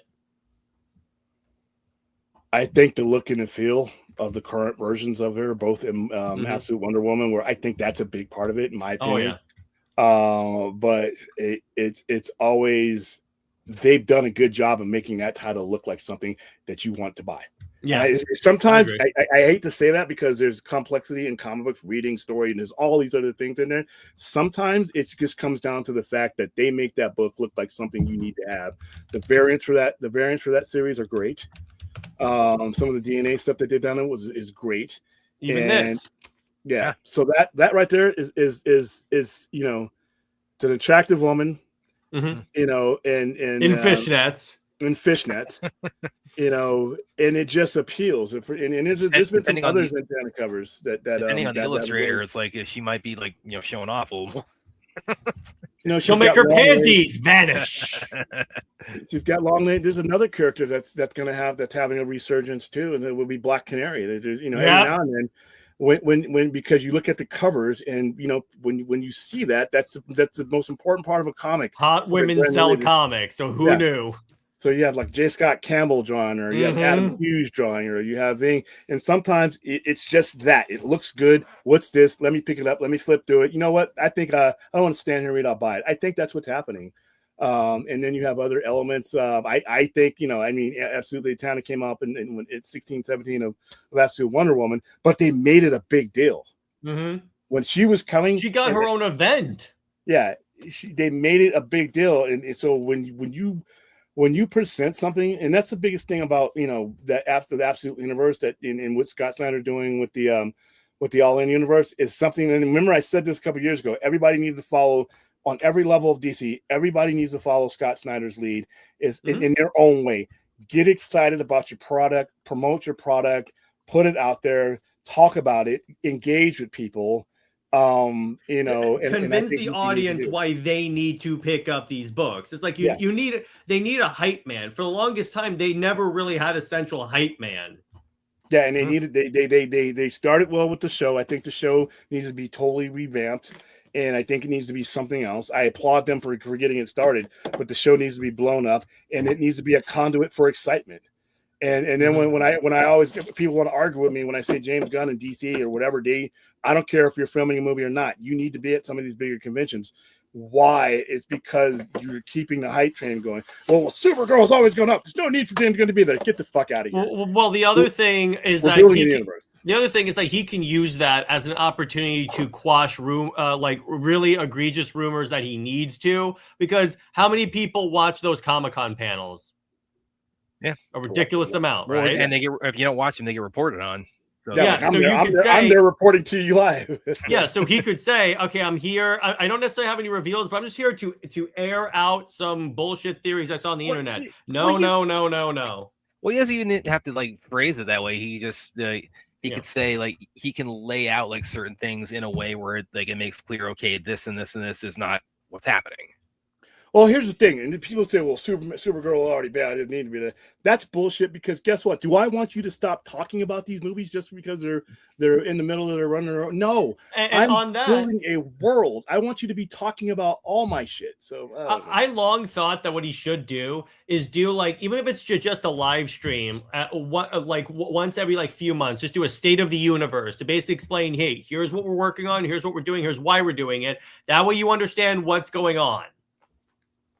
Yeah, I mean, I think that, and I know he responds to people, but I think it should be a centralized format to where you're getting it from the horse's mouth. I said this for years, and I even said they need to do a show on every Wednesday on New Comic Book Day, and it needs to be people think about the movies, and they don't realize that DC is not just movies; it's an entire pipeline, and there should be people from all across sitting there talking, answering questions, doing that. They kind of got that thing going with the DC show that they were doing. I just think there needs to be more meat on the bone, and I think they need to go to all levels, because from the movies, I want you to feed them into the comics. From the comics, I want to feed them into the movies. From the movies into the TV shows. I want a cycle going, a pipeline, a generational pipeline. Dark shit for mom and dad, but we also got some cool shit for the kids. We got some comics that they could be bringing up. You're preaching, your 16-year-old. He can start reading Absolute. Then we start building a consensus on where we need to go next. Now we start producing, Absolute cartoon, things like that. And they just don't do that well. They're getting better since 2024. They're getting better. And I just think that, in their own way, every level of DC needs to follow Scott Snyder. I think at some point, you got to move beyond the whole thing about you got to move past like the way that we get news is where somebody comments about a rumor on social media and Gunn jumps in and says, no, that's not true. It's like that. It's like, okay, it's like that's. I mean, that works when you're like, the incoming CEO, but like at some point, it's like, okay, this can't be how we're getting our news. And not everybody's on the internet. I've said long ago that we should be. I didn't like the way Superman 2025 was promoted, and we were part of that promotion. I said openly I did not like the main trailer being within 90 days. I didn't like that. I didn't like that because people were yelling at me on Vox Stream. It's a fine. What are you just shut the fuck up. Here's why I don't like that. Yeah, you get to hype a movie. Great. That's a singular vision. That's a bullshit vision. We're talking about an entire franchise that can make money on every quadrant. Yeah, you're building a culture. It's not just a movie; it's a culture. And let me ask you: will Paramount merger after the trilogy is over, not to interfere with either? Well, they don't have to interfere with a merger or not. They really, I don't. Reeves' thing is so precise and so contained. I don't think it's going to be a problem. Well, but they're also, they're not. I mean, if they're not going to hold. They're not going to say, "Oh, we're going to like pause the merger until also Reeves movies are made," because that'd be like best case scenario, like 3 years down the line. Here's the advantage Reeves has. He's doing a Batman project. Batman projects, it's easier to convince people to let you do what you got to do, especially when you've had success on the TV show. Exactly. Fine. William, there's Brave and Bold. Maybe. Listen, guys. I know that's announced. I know it's supposed to be coming. I am not. I am not that guy with the sign in the front row at ringside anymore. I'm the guy who's sitting here. I'm still rooting for you, but I'm doing it with this. Well, until I know that it's going to happen, then I'm not getting excited. Yeah, my big one too is like Swamp Thing was the one I was like with what was the name of the guy who did Logan again? James Mangold.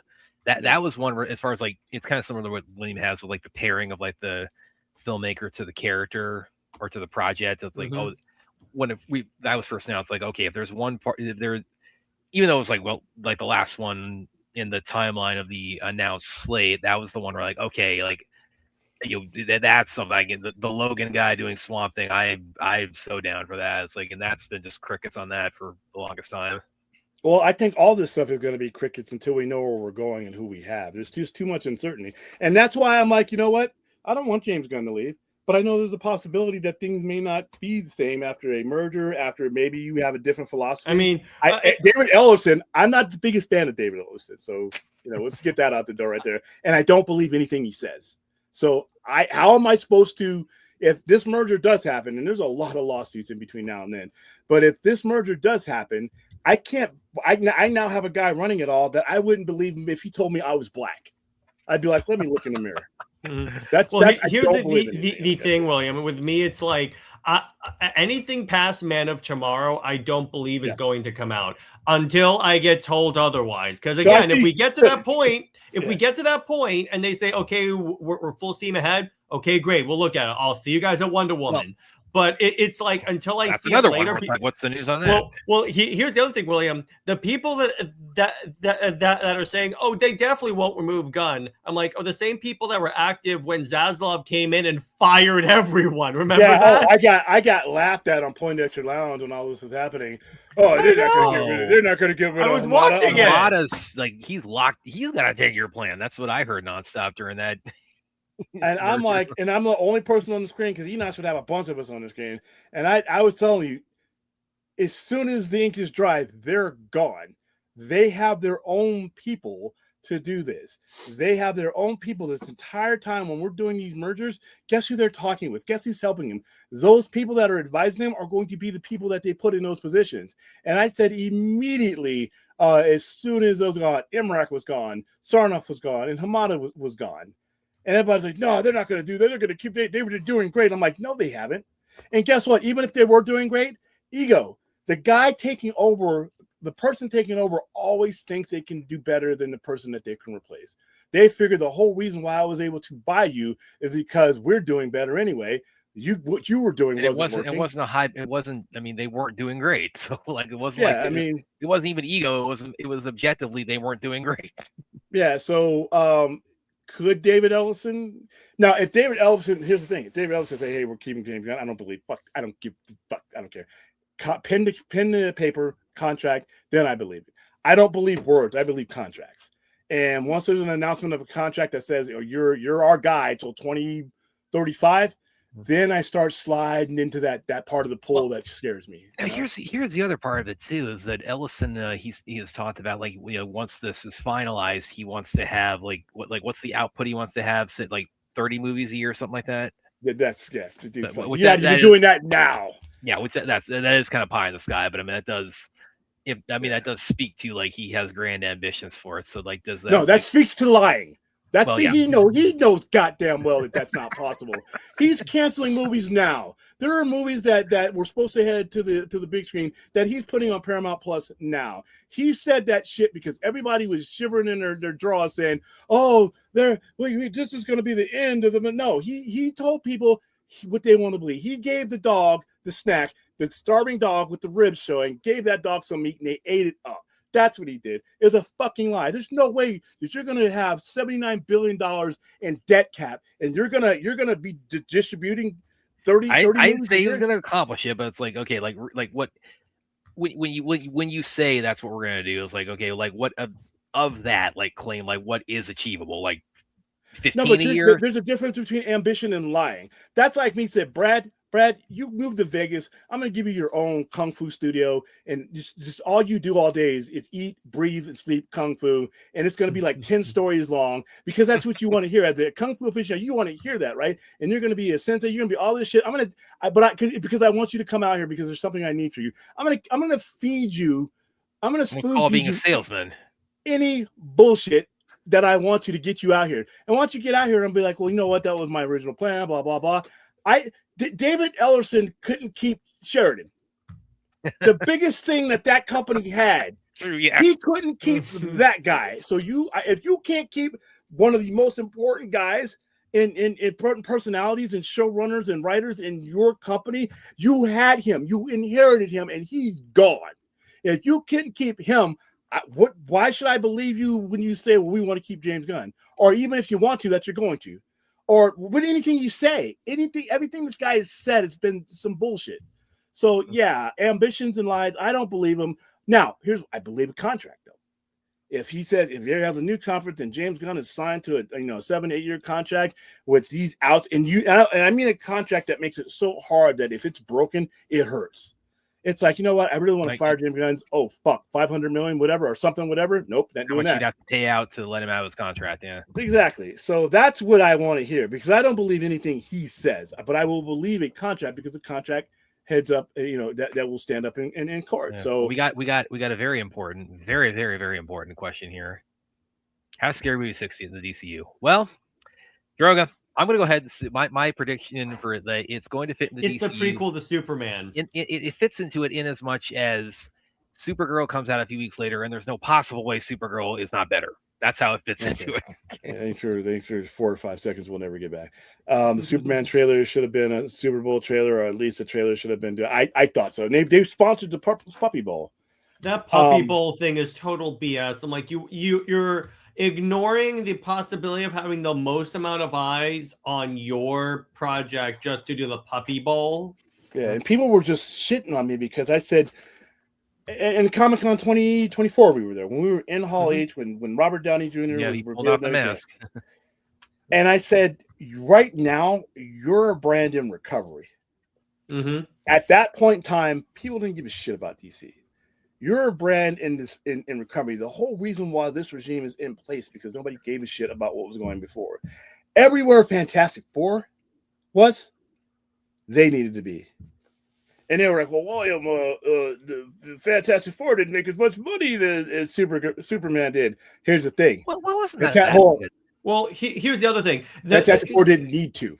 William, I've seen the reaction online. You know it because you were there. The reaction to Doctor Doom being revealed, that's when I knew, okay, DC has some work to do because they're now way more in second place now in terms of audience. They weren't even there at the time. They weren't even there. Yeah, that's why I'm like, you can't afford to skip these events because this is where you get to sell your vision on the.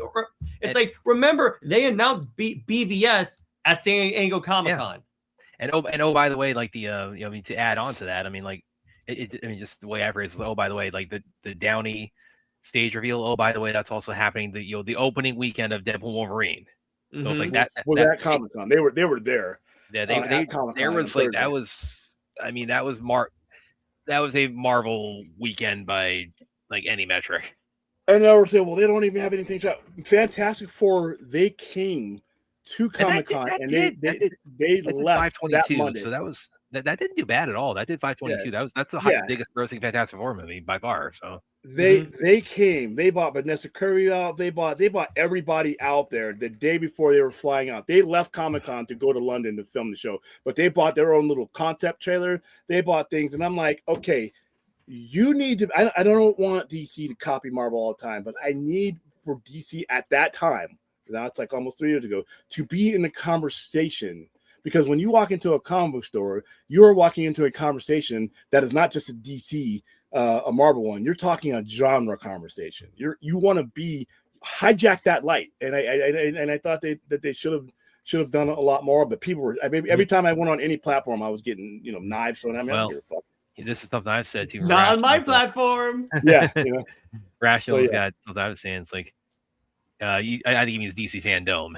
Yeah, because that was the other thing. Well, I mean, you would have loved this because it's the opportunity. Because in that you have the comics being promoted, you have the movies being promoted. They do panels, they answer questions. It's like it was this big thing, and it generated a lot of excitement for a lot of stuff. Hell, that's where they showed the first trailer for the Snyder Cut.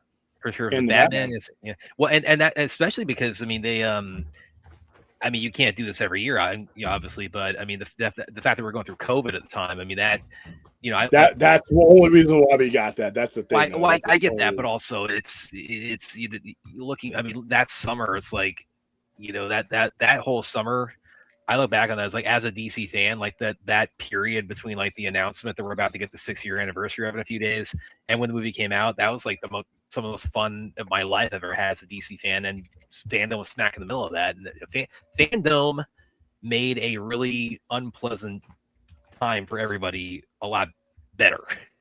I think Fandom was good for when it was happening, but I think the DC Weekly show would eclipse that because of the frequency. That what you saw in Fandom, that's the level of shit that you should be having every week.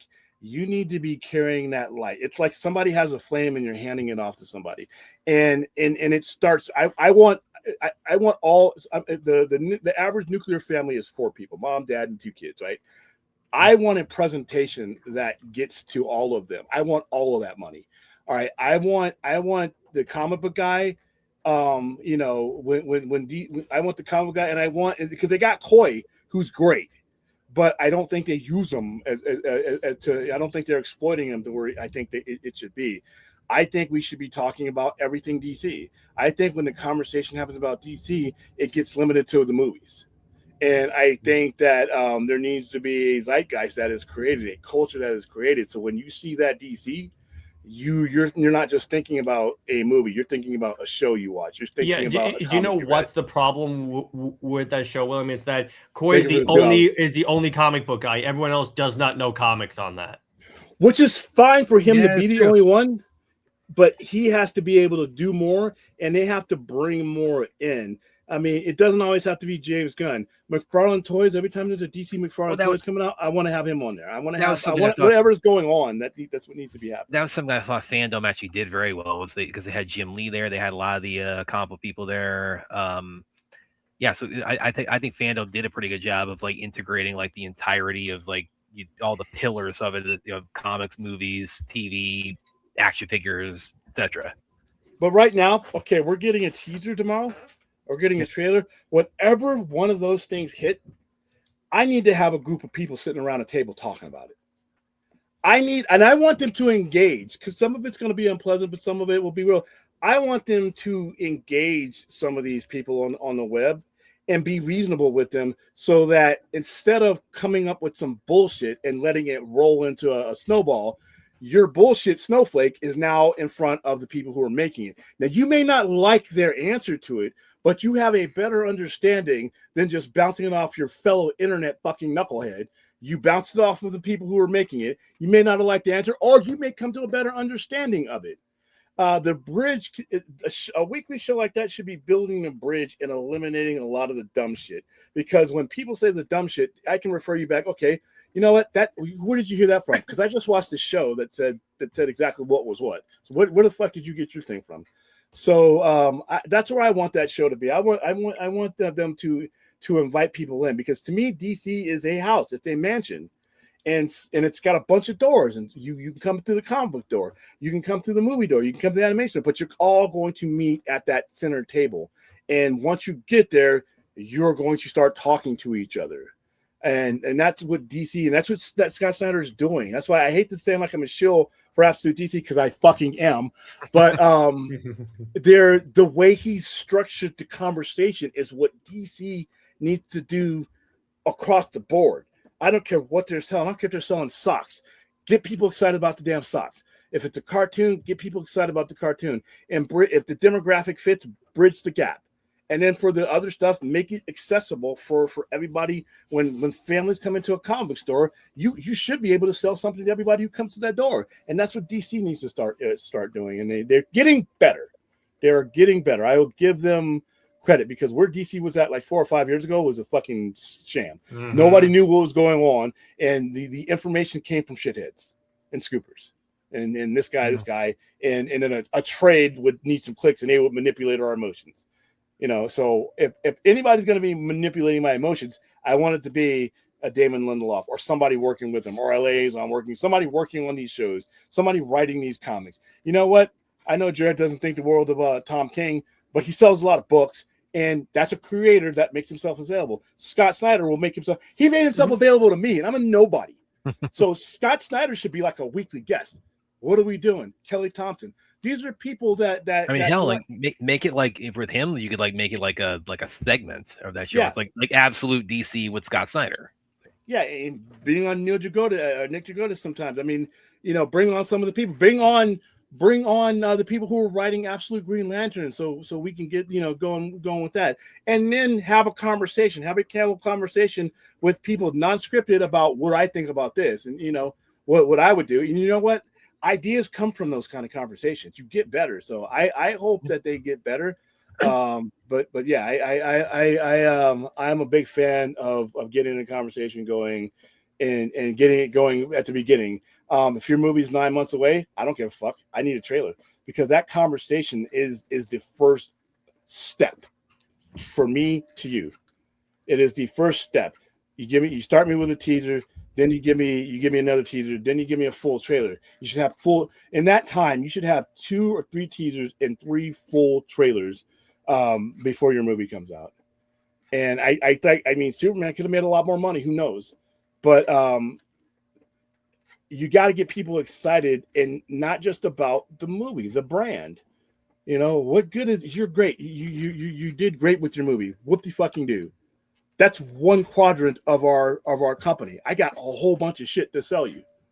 You know, from the dog to whatever. I got a whole bunch of stuff to sell. And DC prior to these last couple of years has not been very good at it. They've been very disorganized and they've been very lackluster in it.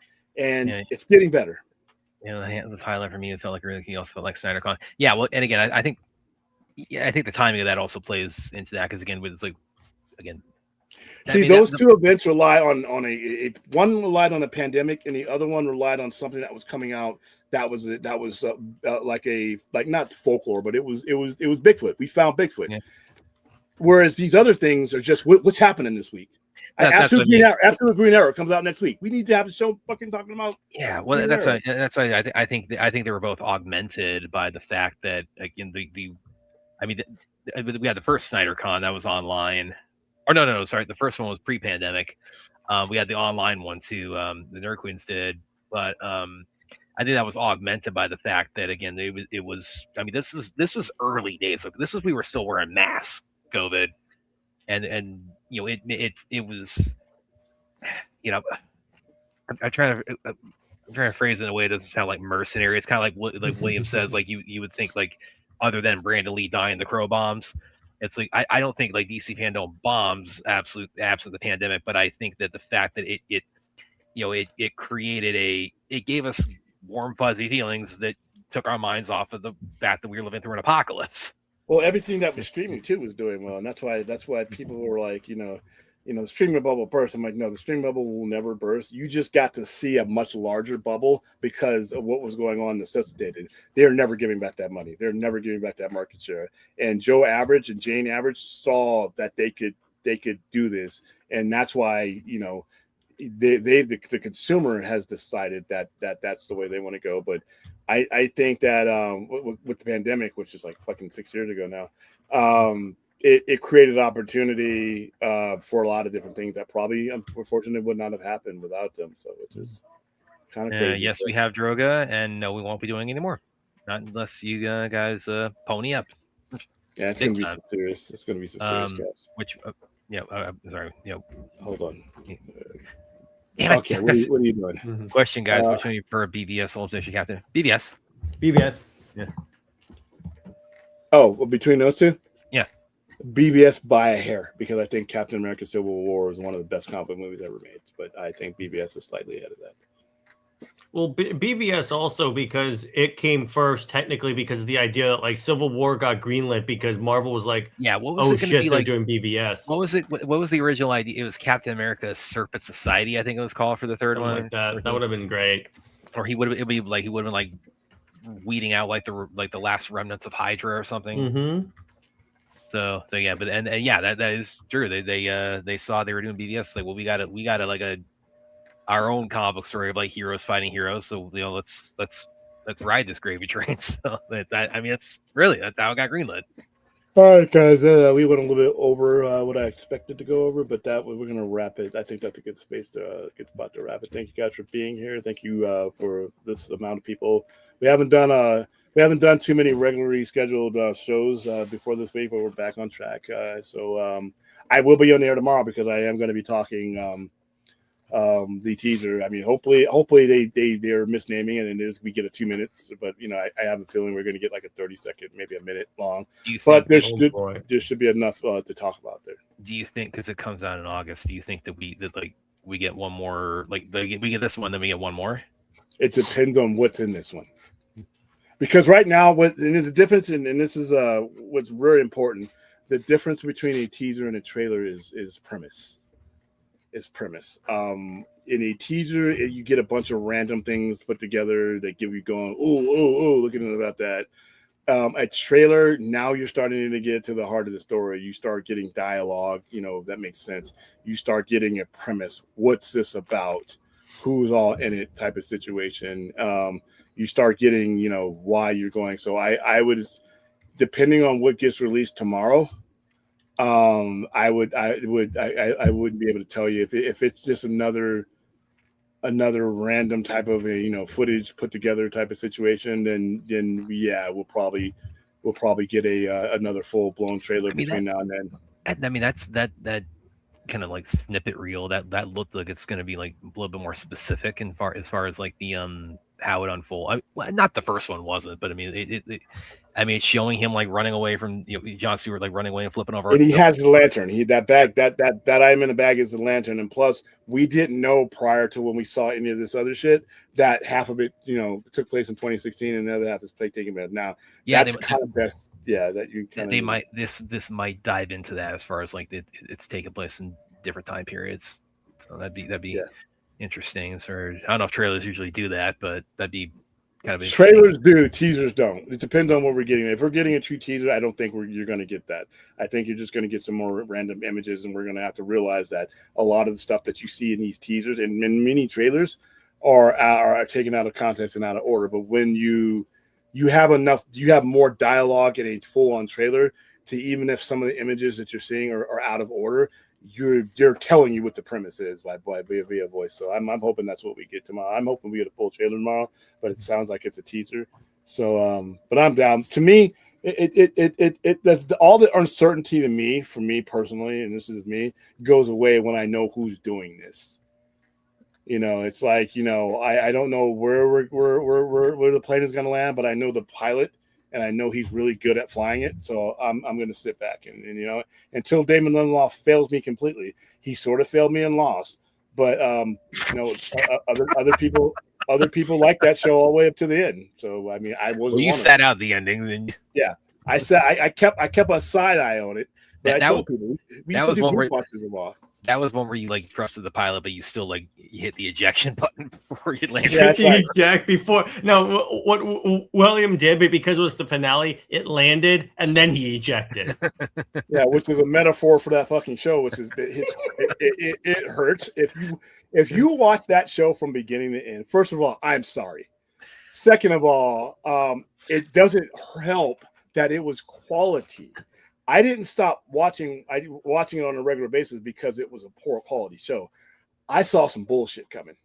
That fucking polar bear and all that other stuff, that was like, okay, that's what you're going to do. That's how you're going to mind fuck me every now and then. And I just started seeing shit that I'm like, this is ending up where I'm thinking it's going to end up. And rather than get mad at the last episode, I'm going to go ahead and this is going to blow up, and I don't want to be near the shrapnel. And so, people are like, so what you're telling me, you should still watch it, William. So what you're telling me is Lindelof lost you. Pretty much. And then when I saw the last episode, I'm like, well, I felt bad. I felt bad for people who are like, dude, you stayed till the end.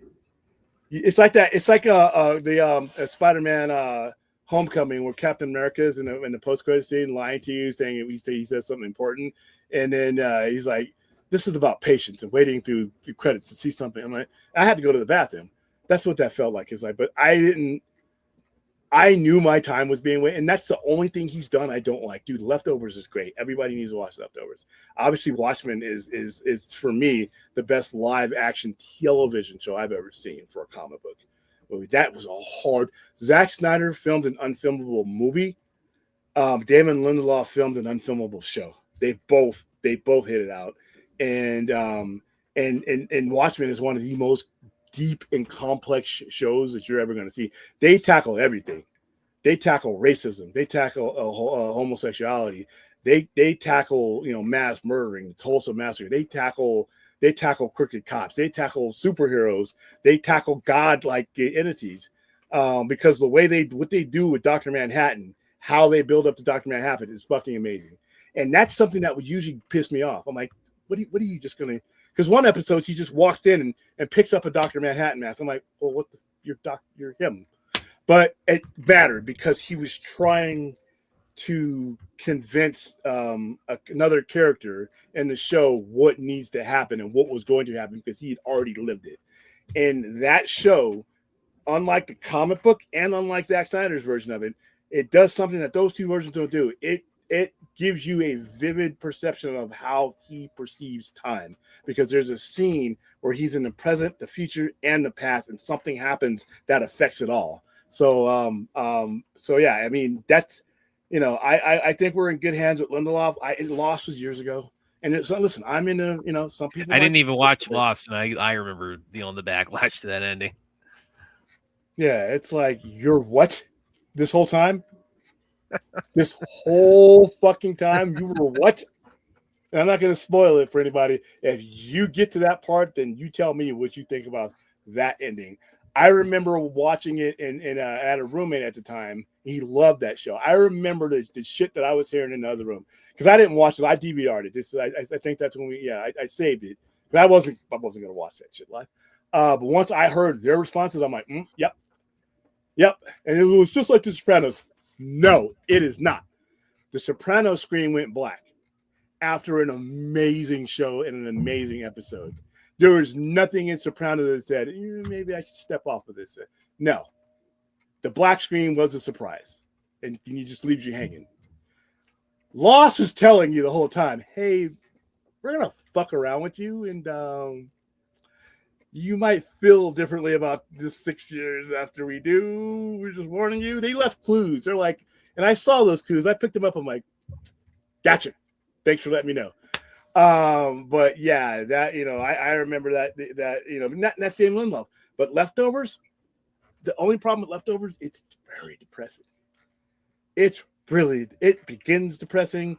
Every episode is depressing because of the premise of the show is a certain percentage of the population just disappears one day, and everybody is dealing with the loss all the time. They're either dealing with the loss or they're fucking, or both. And that's because they, you know, people have lost their husbands and now they hook up with other people, and they people out their wives, and they're all, some of them have moved on with their lives, and other people are like, I need to know what happened. I need to know why this happened. And that's the 3 years of the show. So, and I think that show is amazing. So watch that. Obviously watch Watchmen. If you haven't been watching Watchmen and you're a geek watching this show, what's going on? So, all right, guys, I am going to leave it there. I will see you tomorrow night, roughly around 11:30 or so, and we're going to go over, which I hope is a lot more info on Lanterns than we've gotten so far, and hopefully it doesn't get met with hate. I hope there's enough green. I hope Kermit the fucking Frog is in there so we can shut up about the green stuff, you know. But hey, we'll see you guys tomorrow, 11:30 p.m. Standard Pacific Standard Time. Thank you, Jared, for being here. Brad, yeah, whatever. Brad. We will see you guys tomorrow night for some Lanterns.